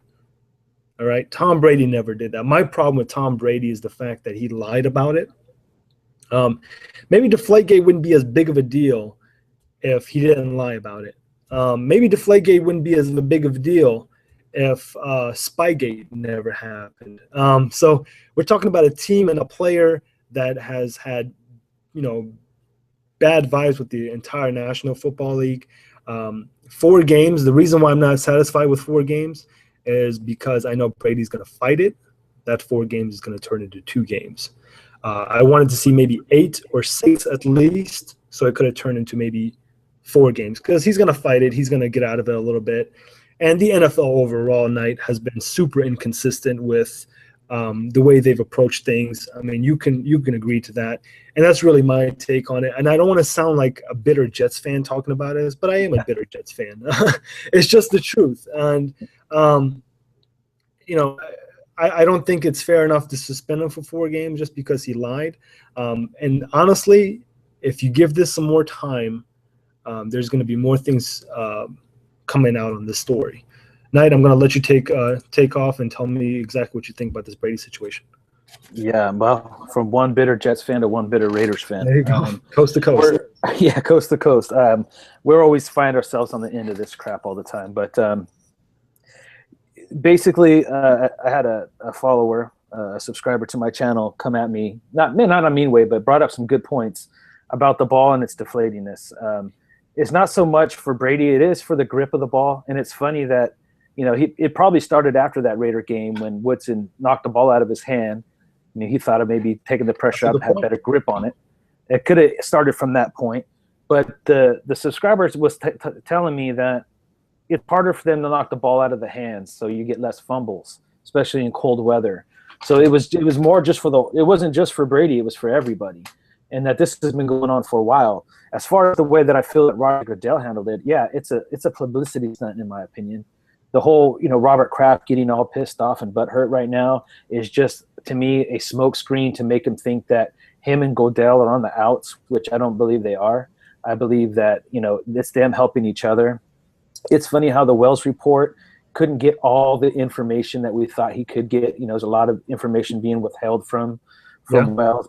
And then they're also disputing, like, trying to discredit him. I think purposely, because that's going to help Brady's suspension be reduced. Because the guidelines from what the Wells report says, just off the Wells report, the guidelines state 4-game suspension is the most that he could actually get for his offense. So Really? it fits under the NFL guidelines, the NFL Players Association guidelines anyway, that But it should be a 4-game suspension. But this is a guideline that has constantly changed its entire. I mean, since Goodell has been in his role. I mean, there's no such thing as guidelines under him, correct? And well, when it comes to the Patriots, of course it is. Oh, And that's the biggest problem. And I think that's why they're digging up all this stuff. They're trying to make it into a bigger thing than it really is, because they're trying to, for one, keep the NFL brand name on ESPN every single day. Huh? For number two, Where's ESPN located? Yeah, Goodell's term is coming to an end. He's going through a lot of scrutiny. Here's an opportunity for him to right the ship with everybody in the league over the Patriots and really nail it to their star player. Plus, nail it to him, but like you said, he's probably going to end up with like a 2-game suspension. So not everybody's going to be happy, but he's going to take the stand of, I punished them. Me and Robert Kraft are no longer friends. No, all you did is put the attention all on the Patriots once again, too. It's all about the Patriots. Sometimes bad publicity is good publicity. Totally. And so they're benefiting from this. Trust me. Their ticket sales, the support the Patriots are going to get from their fans over this is going to be astronomical, especially after a Super Bowl win and battling the league and everybody else in the NFL. They're going to make money off it. Yeah. So that $1 million that they got fined, they'll get that back in sales like that. So to me, there's a lot of hidden games that Goodell and the Patriots and a lot of other teams in the league actually play. Yeah. Don't be surprised if a story comes out soon that takes your attention away from this. The same way ESPN media coverage works, the same way CNN Fox works. And I don't want to get political at all into this, but notice when there's a huge catastrophe that happens or something blows up, news-wise, and then there's a lot of attention to it, and certain people might not benefit from it, and all of a sudden there's another something that happens that takes your attention away from this matter. So basically what I'm trying to say is don't be surprised if something comes up where Deflategate is no longer important. Well, on the timing of that, isn't it ironic that the NFL owners meetings are about to take place? Ah, see there? It's about a week, right? Yeah, it's about a week away. So, and what's on the docket? Oh, they might be talking team in LA. Huh. Yep. That might distract enough people to be like, oh my God, what's going to happen with LA? Yeah, it's all staged to me, man. It's really, they had it come out and set it up to where it's just all, there's going to be a verdict. It's going to be less, and everybody's going to be freaking out. And then all the attention is going to go to the owners' meeting and what's going to be coming out of that. And they'll stir it up. And I know we're talking NFL overall, but I do want to ask you, what do you think about this whole San Antonio thing? How real is that for the Raiders? The San Antonio thing, you want to talk about Mark Davis trying to build some leverage last season? That's all leverage. I don't see this, even though Texas is a big state, I don't see Houston, Dallas, and a San Antonio football team, because there's a lot of territorial rights that'll affect. Dallas don't care. I mean, Dallas loved the Raiders. Dallas, Jerry Jones loved Al Davis. He would accept the Raiders with open arms. Sure. Houston, on the other hand, they need all this territory they can get, because Houston's known for, if their team's doing bad, they don't show up to the stadiums. So, for the Raiders to go in there, the Raiders would really hurt the Houston Texans quite a bit. Yeah. So I think they have to vote on it. I don't think that being a go. The city that scares the living crap out of me is St. Louis. And I do not trust Roger Goodell. Yeah. That would never work though, bro. But you got to think it's all about marketing and money. And Goodell's job is to create the income. And you could sell the Raiders anyway. There's a reason why we call ourselves the Raider Nation. It's not because we're cocky or bad. I mean, I got fans that I talk to in Ireland. I got fans that I talk to in England. I got fans. I mean, they're everywhere. Mm-hmm. And you could literally put the Raiders anywhere, and it would thrive. The nation. If any international team that would make sense, it would be the Raiders. And I'm not saying that should be the case, but I can totally see a London Raiders. I'm just saying, because how you can pick up your bags and leave and still have the fan base. That's what I mean by that. there's a huge fan base over there for the Raiders. One of our super fans over there, Crusader Raider. Yeah. He flies out here once a year and goes to a few games, usually the San Diego game and at least one or two of the Oakland games. So he's a great guy. So we could go anywhere, and Roger Goodell knows that. So if he could find a way, and this is where I don't trust him, to play his little manipulating games with the cities and put San Diego and the Rams, because Kroenke's already gone. He wants out. And St. Louis is already saying, we'll fund everything. We have the money. We will build whatever you want. We'll put it right here in St. Louis. We want football. Yeah. And I just don't want them to try to push the Raiders into that situation. I really don't. Or they might use it against the Raiders to keep them in Oakland, where we're at. I agree with you. And one thing that bothers me, Knight, is the fact that he screwed up so much, Roger Goodell has. Mm-hmm. You would think by now there would be a change into the commissioner's office by now. But there's no – I mean, the guy doesn't budge to anything. And he seems very still powerful in his position. Do you think maybe there might be a commissioner change anytime? Or do you think – well, his term's supposed to be up, and I believe it's 2 years. Don't quote me on that, but I believe that it's in 2 years his contract's up as far as commissioner. He has to be reelected.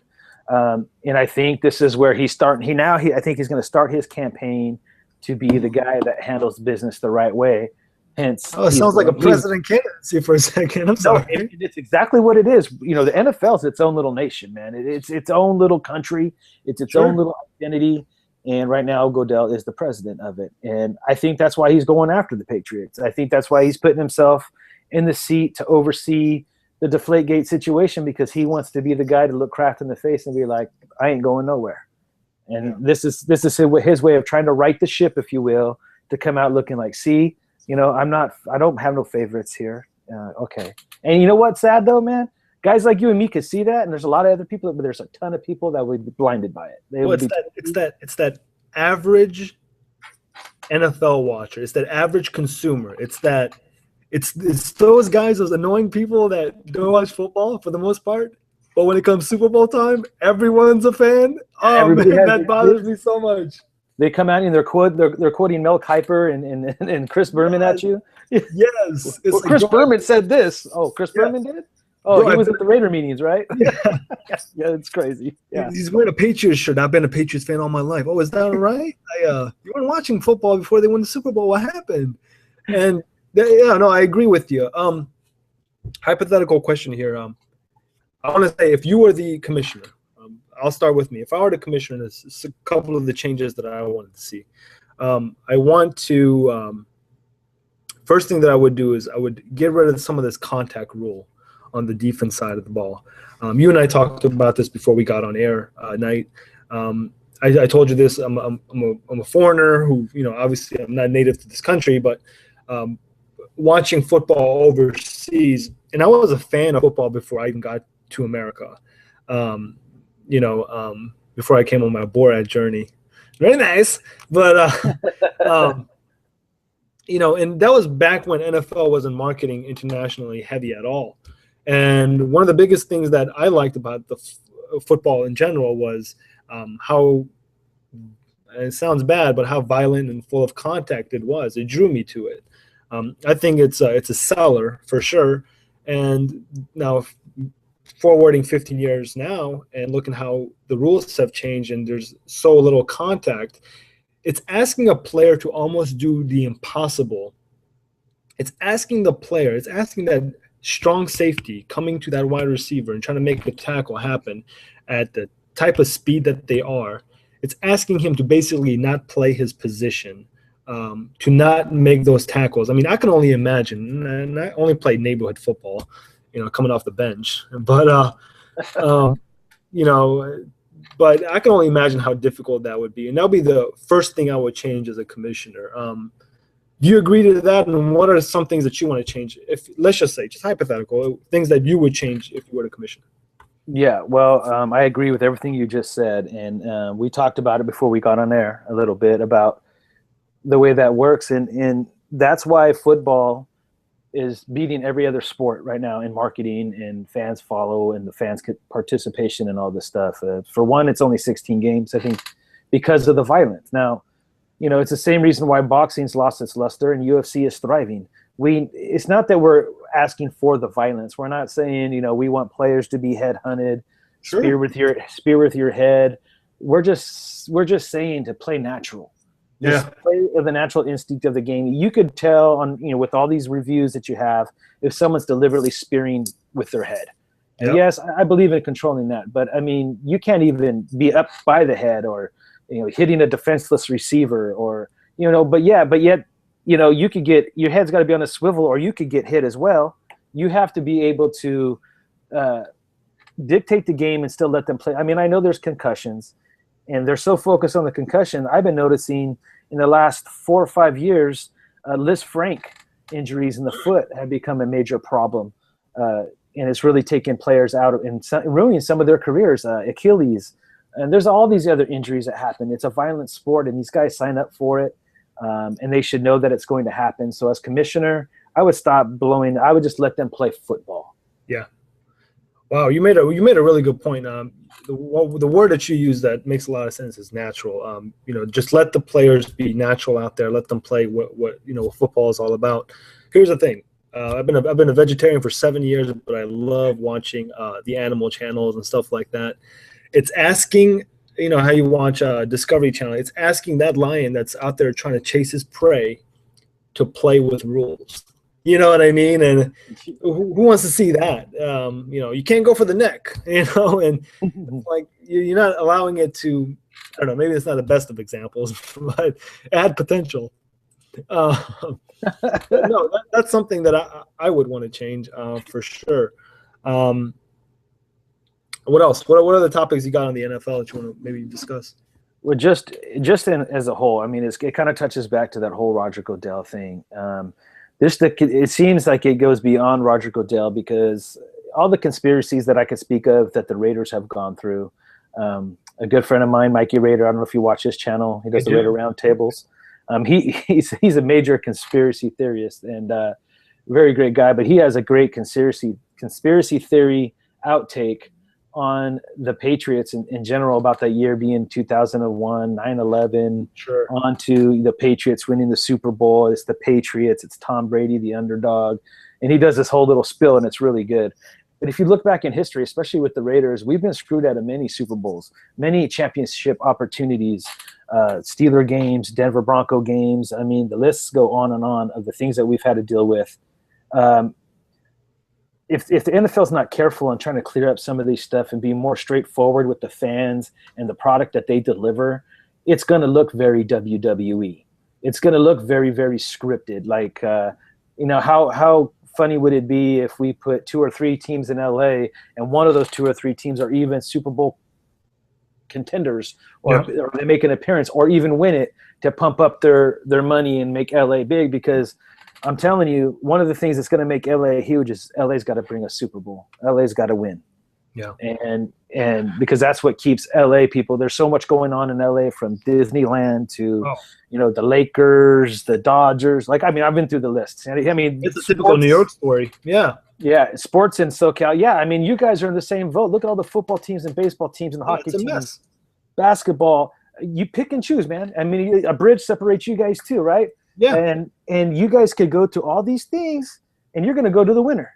Yeah. So bandwagonism around California and in the East Coast over there in New York is huge, because you could get away with it. Yeah. And it's bad.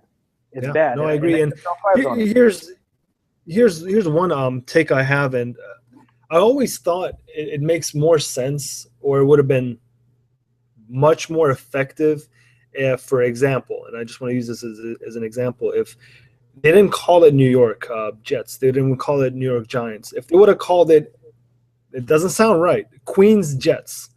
Break down the boroughs a little bit more, because the Jets started out playing in the Polo Grounds and playing in Shea Stadium, where Queens is, and a lot of New York Jets fans usually come from the New Jersey, Staten Island, Queens area, and the Giants usually tend to come from maybe the Manhattan, Bronx, mostly where the Yankee territory is. And that's where for the most part, and I don't want to sound biased, but for the most part, Jets fans tend to be Mets fans, Yankee fans tend to be Giants fans. I feel like marketing-wise, if you broke down the boroughs a little bit more, you could have maybe the same effect that you have when you have the 49ers playing the Raiders, Oakland versus San Francisco. You see what I mean? Well, yeah, there's definitely east and west there. There's exactly. a divide, but it V's. Yeah. Do you guys play the Niners this season or no? No, we don't play them for 4 years. No. Wow. We played them last season, so that would be it. We don't do the preseason thing no more because of the shooting and stuff. Yeah, the violence, and the violence is something that we tend to see more often. And this kind of goes everywhere. There's a lot of fighting in Cardinal stadiums. Heck, there's a lot of fighting at the Jet stadiums. But it's amazing how we tend to, as fans, symbolize certain teams for violence, or whether if it's, fair weather fans. I mean, I lived in Atlanta for a couple of years, and I got to tell you, I went to that Jets game where they played the Falcons. And I'm not saying Falcons fans are fair weather fans. They have some true fans out there, but I tell you what, the game started at 8. The stadium didn't fill up till like 9. Yeah. It's like, for me, I'm the type of guy, man, if I spend, and I spend very little for that game. I had some nosebleed seats. Like, I spent like $60 for tickets, and I made sure I was there 2 hours before. You know what I mean? And being able to enjoy the game. Sorry, it's my dog. No, it's okay. That's something to say about the Jets. So, Knight, let me ask you this. Week 7, Jets come into Oakland. What do you expect to see? What's going to be the outcome in your perspective? Well, man, if you would ask me this early on, I definitely would have had the Raiders winning that game. I think it's going to be highly competitive. I really think it's going to come down, unfortunately for you, being a home game, as well as coming down to the quarterback at this point. So I kind of see us having you edged out by a field goal, and that's on a good day. And we're going to have a good day, no turnovers. It's funny because I don't know if it's because I started following your channel, just looking at the Jets more often and hearing you guys talk and everything. But, I see a lot of similarities within the two ball clubs in the direction that they're heading. Yeah. We're a little bit more on the younger end draft player wise, and you guys got more of the free agent type built team. But it's really going to come down to the quarterback play. Yeah. No, I agree with you. I think it comes down to what it comes down to for me is just mistakes. Which quarterback's going to make the most of a mistake? I do have a question mark though on you guys' secondary. Oh, absolutely. You know what I mean? I just when I sit there and think about certain teams that might be coming to Oakland, if you do, for example, I'm just going to use the Jets because I know them the most, lining up with a Brandon Marshall, lining up with a Devin Smith, do you think maybe the Raiders, and I'm going back to the Raiders here, do you think maybe they should have invested more in the defensive back position for the draft? Or, I mean, how comfortable are you with your defensive backs going to next season, right? Our safeties, I really like our safety situation. I'll say that first and foremost. It's the cornerbacks that really scare the hell out of me.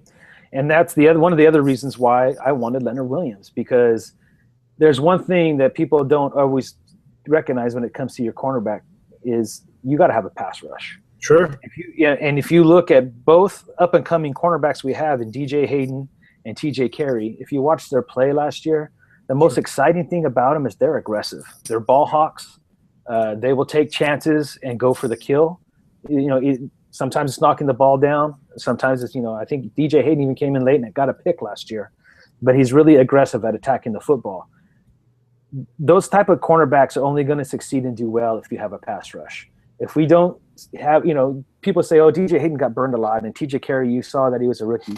Well, we had no pass rush. So I thought those two guys played quite well. In fact, if we would have had a better pass rush, a lot of those plays would have been picked off or more batted balls down without a pass rush. But they're still young. We have no veteran cornerbacks whatsoever at this point.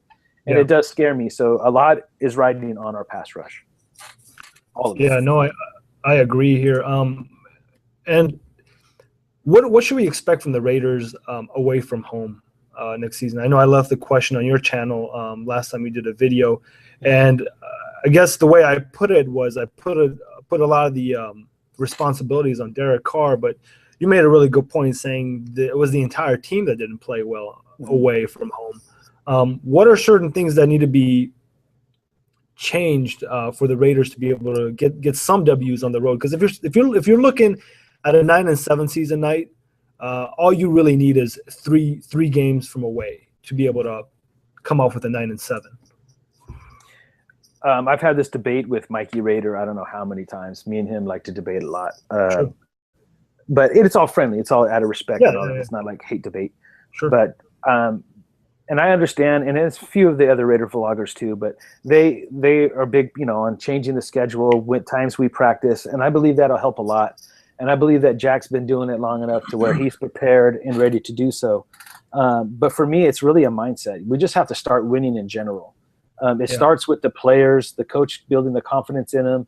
And I don't know what's talked about in the locker rooms and the coaches previous, but if they're bringing it up, we need to get this monkey off our back. We need to not bring it up. If they're bringing it up during the week that we haven't won on the East Coast in like 3 years or 4 years, whatever it's been now, it needs to stop.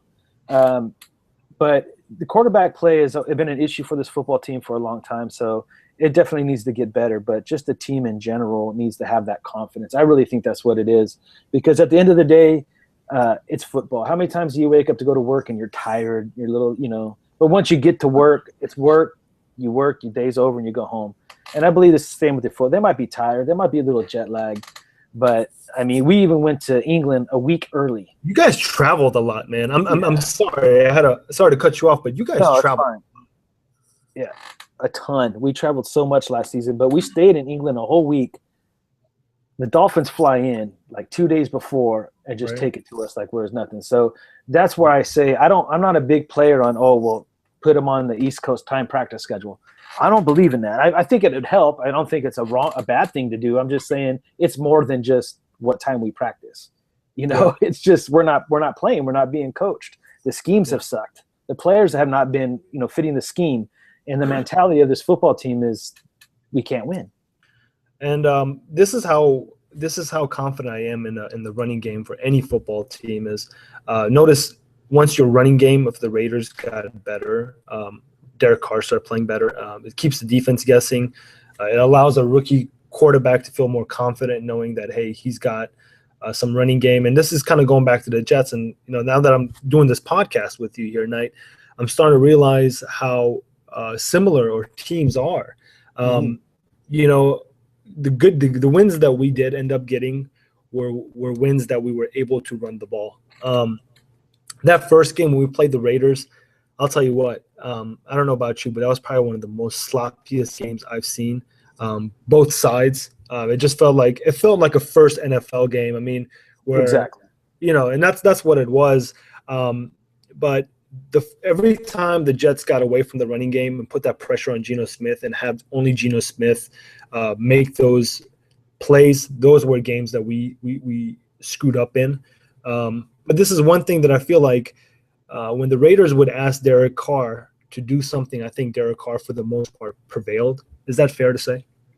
No, it's very fair to say, and I said it all last year. Is every time I did my pregame for the week, I said I sounded like a broken record. It was just like we need to run the football. Yeah. If you guys want to see another Derek Carr, we need to run the football. And Derek Carr had a lot of pressure on him, and I think that's why you see his numbers the way that they are. Is he was able to handle a lot last year. It's a lot to say about his character and who he is without a running game. And you look at the games that we have won. So, the one game against Kansas City, Latavius Murray had the 97-yard beast of a run. So, of course, that's going to bump up the numbers there. But the running game is there. And I said it 100 times. We don't need 150 yards rushing or even 130 yards rushing.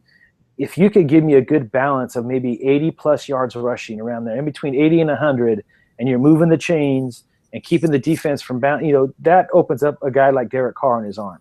So, a lot of people think you just have to dominate in the running game. You don't have to dominate the running game. But last year, the Raiders had zero running game. And a lot of it was scheme. A lot of it was the running backs not being able to cut back. But they were pressuring Carr. Yeah. And there was really not much they could do except for change. They needed to do more sweeps or more end arounds, and they weren't doing any of it. Why? I'm telling you, the coaching was really bad too last year. But I'm so excited to see this team create a running game and what Derek Carr could really do, because I don't think we saw much of anything from Derek Carr, and his numbers were pretty good. Now, it's something I hear a lot on the Raiders bloggers when I listen to you guys. I hear the saying, "Once a Raider, always a Raider." Oh yeah. Now, hearing that, Darren McFadden, what do you expect from him in the Dallas Cowboys uniform? Oh man, I covered this, I believe, on the last show too. Darren McFadden. You know, people say, is he going to rush for 1,000? He has the potential behind that offensive line. Don't get me wrong. If you want to go more realistic, we could go about maybe 900 would be realistic, even if he stays healthy. Because if you watch DeMarco Murray in his highlights, the holes this guy was running through was insane. Yeah. I mean, it was very Emmitt Smith looking. The way Emmitt Smith would have these big holes that he could run through. And I've always used the analogy, what would have happened if you were to take Emmitt Smith and Barry Sanders and flip-flop them? You know, what would Barry Sanders' numbers look like? You know, that's a good analogy. Yeah. Yeah. So this is going to be Derek McFadden's. You know, Darren McFadden is a straight ahead runner. You give McFadden lanes like that to gain his momentum and his speed and to take off, and he uses his stiff arm. He's a one-move stiff arm guy and gone. McFadden has a very good chance, if healthy, to get that 1,000 yards they're expecting from him. Now, this is from the outside in. I don't have all the details that you as a Raider fan might have. And Knight, tell me if I'm stretching this too long. Let me know if you got something to do. I can cut this podcast off. No, we're good. I'm good. James Jones. I didn't agree with him being released, and I'll tell you why. I felt like you needed someone with experience to allow a young guy like Cooper under his wing, let him kind of, you know what I mean, be around a guy that's got some sort of experience. I feel like James Jones has much more experience than Crabtree does. Crabtree to me doesn't come off as a mature player to me. He's just, I don't know how to express about Crabtree, but I felt like they should have kept James Jones at least through the preseason. I know they did the right thing by cutting him now. They don't want to cut him later, which later for him to get signed. But sometimes as a franchise, you got to look at things as a selfish ways. To me, they should have kept him throughout the training camp or at least preseason, so that way he can help out Amari Cooper. What's your take on that? I just had this debate last night with Mikey. You'll see some videos from Mikey Raider. We did like 4 videos last night, like middle of the night. And we had this debate about James Jones. James Jones had, I could agree with everything you said about James Jones. And the only thing that I've come up with in my crazy head about the way I look at things is the only reason I don't see maybe James Jones fitting is this hybrid offense that we're getting ready to run. Bill Musgrave's coming over, and there's going to be a lot of times we're going to go to that hybrid, high tempo offense. And maybe they saw things from James Jones that made them feel or believe that he's not going to be able to keep up with the pace because of his age. We have a slew of young receivers. Bryce Butler's one I'm big on. We still have Andre Holmes and Kendrell Tompkins that's sitting back there. And these are the guys that are not projected to start. But these guys have a skill set that really can lift up this game for us, especially Tompkins and Holmes are down the field, jump up type catchers. Bryce Butler showed his speed. Maybe they just felt, like I said, that they knew that James Jones was not going to be a piece that fits. I understand the whole leadership, the experience, and I think they knew they weren't going to keep him. Him and Reggie were close, and I think it just became down to, let's let him go so he has a chance to make another team. And whether we agree with that or not, I think it was kind of the right thing to do, especially when you're going young anyway. It's hard to really to say why, but that's the only thing I could come up with is his age. And, he did have a really slow camp last year. There was even thoughts that he might not even start for us last year, but because everybody else was so inconsistent and bad, he kind of was handed that position. Yeah. So I think there's a lot to be said to that too. Overall, before I ask you this question, but basically the question is, what do you expect from the owners meeting as far as the Raiders are concerned? But here's my take on it is the way I see the Raiders staying in Oakland and Raiders staying or going to Los Angeles, this is the way I compare it. Either you want to stay as a mom and pop store or you want to be a chain, a franchise. There's a lot of pros that come with being a mom and pop store. You stay true to yourself. That's one. The product is more original, and you don't sell out. I mean, honestly, as a Jets fan looking from outside in, the fact that the Chargers and the Raiders are going to share a stadium disgusts me. It takes everything away from what football is to me. Again, kind of going back to the rivalry. And again, that's the way I see it. It's kind of like, all right, well, if you want to go to LA, sure. There comes a lot of glamour with LA. There is. I'm a huge LA fan. I mean, I love the Dodgers. I think they're an awesome franchise, but I feel like they have history there. Not to say Raiders don't, but again, it kind of goes back to how fair weather some fans might be down there. That might be a strong word, but there's just so much going on in Los Angeles where I feel like you're not going to be able to get that attention. So, what do you expect from the owners' meeting tonight? From what I understand, that they're really not going to get serious about the LA issue until after or before the Super Bowl next year. I want to say maybe right after the Super Bowl. But this owners meeting, though, I think they're really going to be looking and focused in on the Oakland situation as far as are they going to accept the proposals. They're supposed to actually I think it was last week even, or maybe it's this week, they're supposed to submit papers to the city of Alameda and the county of Alameda and the city of Oakland about the finance part of it. And then they're supposed to present it to the NFL afterwards and the Raiders. The Raiders haven't even seen the financial records or anything like that yet, the proposal. And they're needing the Raiders to jump on board. So like you said, do we want to become a franchise or do we want to stay the mom and pop store? Our whole tradition has been based off being that mom and pop store, being that homegrown lunch pail type team, the Raider mystique.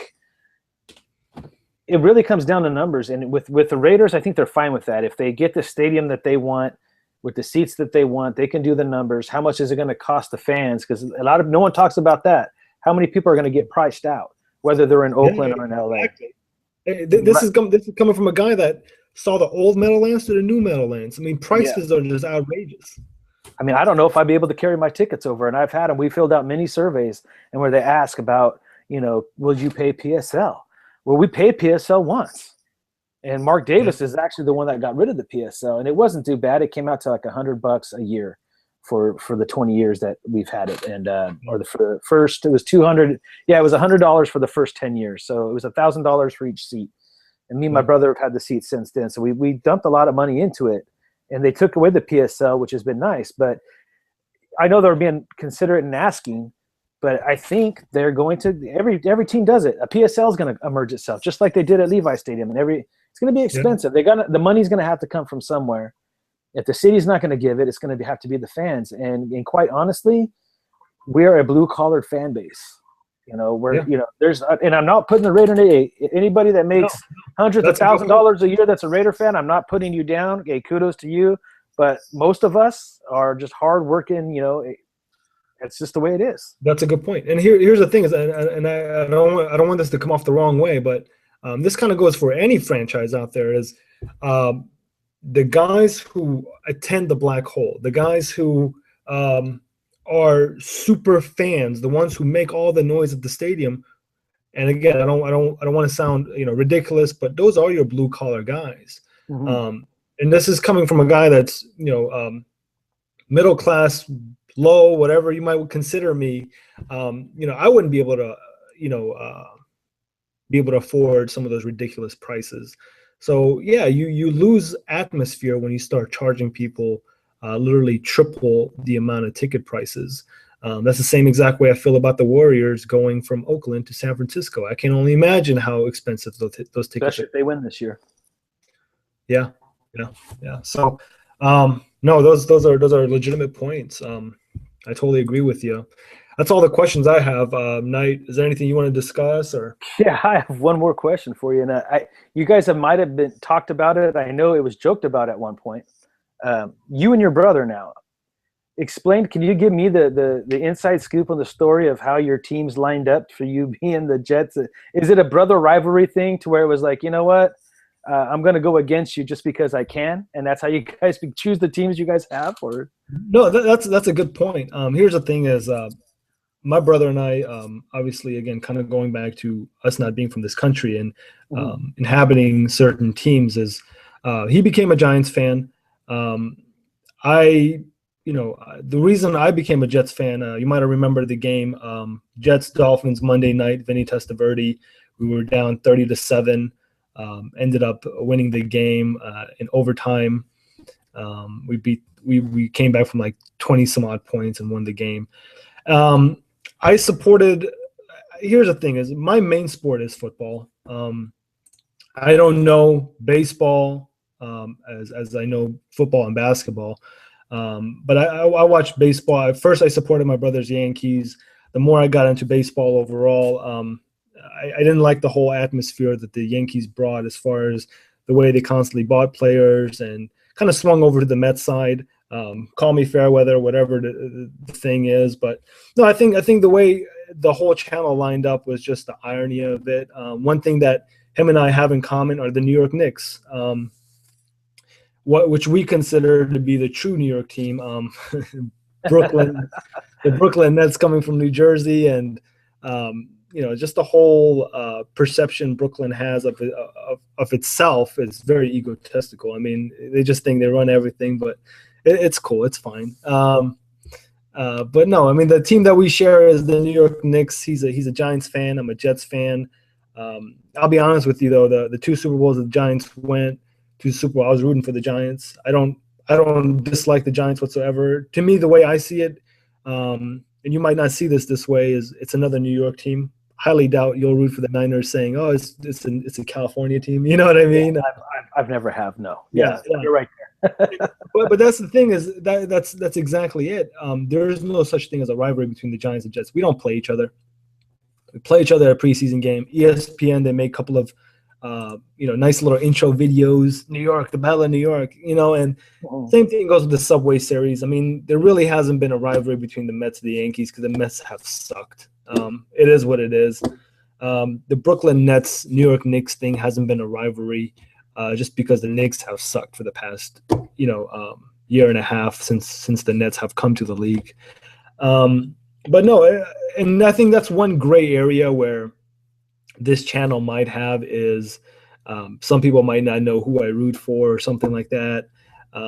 But again, with YouTube, you're so limited how you can break that up. I mean, my brother can come on and talk about the Giants, and I can come on and talk about the Jets. But overall, it's been a fun experience. I do want to say is, before I started YouTubing, I used to watch, first person I watched was Byron. Byron's a cool guy. Byron's really good.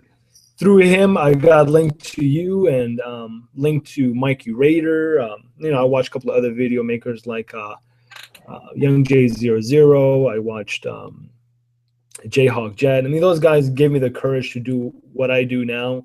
And I know you mentioned this before, and how some guys paved the way for you to do what you're doing. So I guess to an extent, I want to offer a handshake of thank you. Wow. But,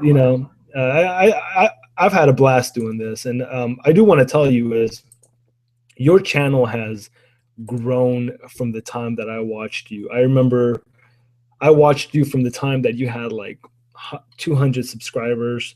Oh, wow. You're almost at 1,000. And I just never left comments or anything, but I just like the way you went about doing your broadcast. Here's the thing is, I think one thing that fans are seeing nowadays is we're sick and tired of the analysts on the TV, and it's just nice to hear fans talk about the channel. And I think what sets your channel apart, Knight, because I know you mentioned something about editing and things like that. The one thing that sets your channel apart from any other Raider video maker is how original it is. It's a couple of pictures, that song comes on, and then it's Night of the Shield with a shield behind him. And I'll be honest with you, if it goes anywhere from like Night of the Shield and graphics and all this stuff, I'll be like, I don't know if this is Night of the Shield anymore. You see what I mean? Right. And I've always stayed that, and I flirted with it just last week and dodged a little copyright thing or whatever. Mikey explained to me, I mean, the first time I ever tried to do it, and I got freaked out. I don't know about that, wouldn't he? There goes Mikey. Oh, he did. He goes, oh, you didn't. What happened was they just flagged it. it's done. You didn't get copyrighted. I'm like, I felt like a kid that got caught and was in trouble and grounded, and I don't want that feeling. I've always kept it simple. I'm going to continue to keep it simple. Yeah. That's why I kind of started the Thursday Night Live thing, because I want to interact. That's the reason why I started this whole thing. I humbly thank you for giving me that compliment. And ever since you started commenting to me, and I subscribed you back, and I've been watching you and your brother do your show. You guys do an amazing job. I really like the simplicity of it as well. I love how your guys' knowledge. And when you guys brought in Young J00 and Jayhawk Jet, which was formerly Rock Chalk to the Grave, if I'm not mistaken, you know, I sat there, was watching that. Well, you guys called it Jets Talk or something, but it's a round table to me, right? Sure, I was so enjoyed the videos, man. And I've been trying my best to remember to promote you guys out there and send the message out that our fan bases might be different, but the message is the same. And just for us to be able to connect and like this and do these videos like we did today, it says a lot for fan bases. I work with and we rep the Knights of the Shield Booster Club here in Fresno, and we teamed up last year with the Fans Against Violence for the Raider-Niner game, and we had a big tailgate, Raider-Niners mix, and I met a lot of cool Niner fans. And I think a lot of the times we get so caught up into our fan bases that we don't. Every time we see another logo or anything, we want to stick out our chests and be like, "Oh yeah, you're this fan." And I'm more of that. If you want to come at me that way, I could get with you that way. But I tend to, you know, I love this interaction. Yeah. And in fact, we'll definitely have to do it again, especially week 7. We need to do a Jets Raider preview together. No, I think it's a very healthy way of going about things. That's one thing that I'm really trying to do for the Jets fans on here, is to be able to unite us the same way you guys are united over there at the Raiders side. Just because there's about 4 or 5 of you that I can say, all right, they're true Raider bloggers. I mean, they're fresh audience. I mean, their faces are fresh to the screen. I mean, you can recognize them as soon as they come on. You being one of them, and that's what I'm trying to do with the Jets as well. But no, I think what's different is this interleague or this inter-team discussion where I like to have quite often, because it's different. You know what I mean? It's very different. We can set the Raiders and Jets to the side and just talk National Football League for all I care. And I feel like the more your channel grows, and obviously I got a lot of catching up to do, but the more my channel will grow, and I think that would be very, very interesting just to see people's perspective. And I can only see, you know, how it's going to prosper when the season starts, because technically looking at this from a business perspective, the climax of our channels are always during when the season starts. You know, this is the slow time. And draft time. In draft time, you know what I mean? So free agency, draft in the season. Yeah, exactly. So do you have any more questions, Knight? No, man. No, I think that does it for me. It's been great. It's been great. Just keep doing what you do, man, and it will grow. I've had a lot of help from guys like Mikey and especially Byron. I don't know how many times Byron, whether it be on a video or through Instagram, has like promoted me. Yeah. And one day he promoted me so big when I did the whole what does a shield mean to you? Thing. My phone blew up one day. Like, right? Huh? Didn't the Raiders caught on to that? Yeah, that's Mikey believes that. A lot of the guys believe that they did, and me being the humble guy that I am, it's kind of funny they did come out with it like 3 weeks after I did it. Yeah, no, I remember that. I remember you coming up with that, and a lot of guys making the videos. And the next thing I know, I think it was on the website or something, you know, where the Raiders had. They were giving away a trip to England to talk about what story or something. Well, guys, I want to thank everyone for watching Knicks Bros TV. Please comment and share and subscribe. I think the mission for my channel is the same as Knight's channel. We just want to, we don't want to get famous off this, of course. We just want to be able to answer questions and talk about football and just really rep or represent teams here. I'd like to thank Knight of the Shield for coming on the show. Hopefully he'll stop by more often. Again, guys, please watch his channel. It's Knight of the Shield. Comment and subscribe to him as well. And I appreciate you and your fan base. I'll let Knight of the Shield finish it off, and we'll kind of get off broadcast from there. All right. Once again, Damon, thank you for having me on. Like I said, I've always respect your channel and all the people that you have on there, which I do subscribe to as well. And yeah, come check us out. We want to do a lot more of these. I think it's really fun for the fan interactions, get different perspectives. We get really caught up in our own teams and get real biased. So it's nice to get fresh insight from other fan bases, positive at that too, not just to be negative. So this has been a really great experience. And once again, thanks for making it happen. We'll do it again soon. All right, guys. Have a good night. All right.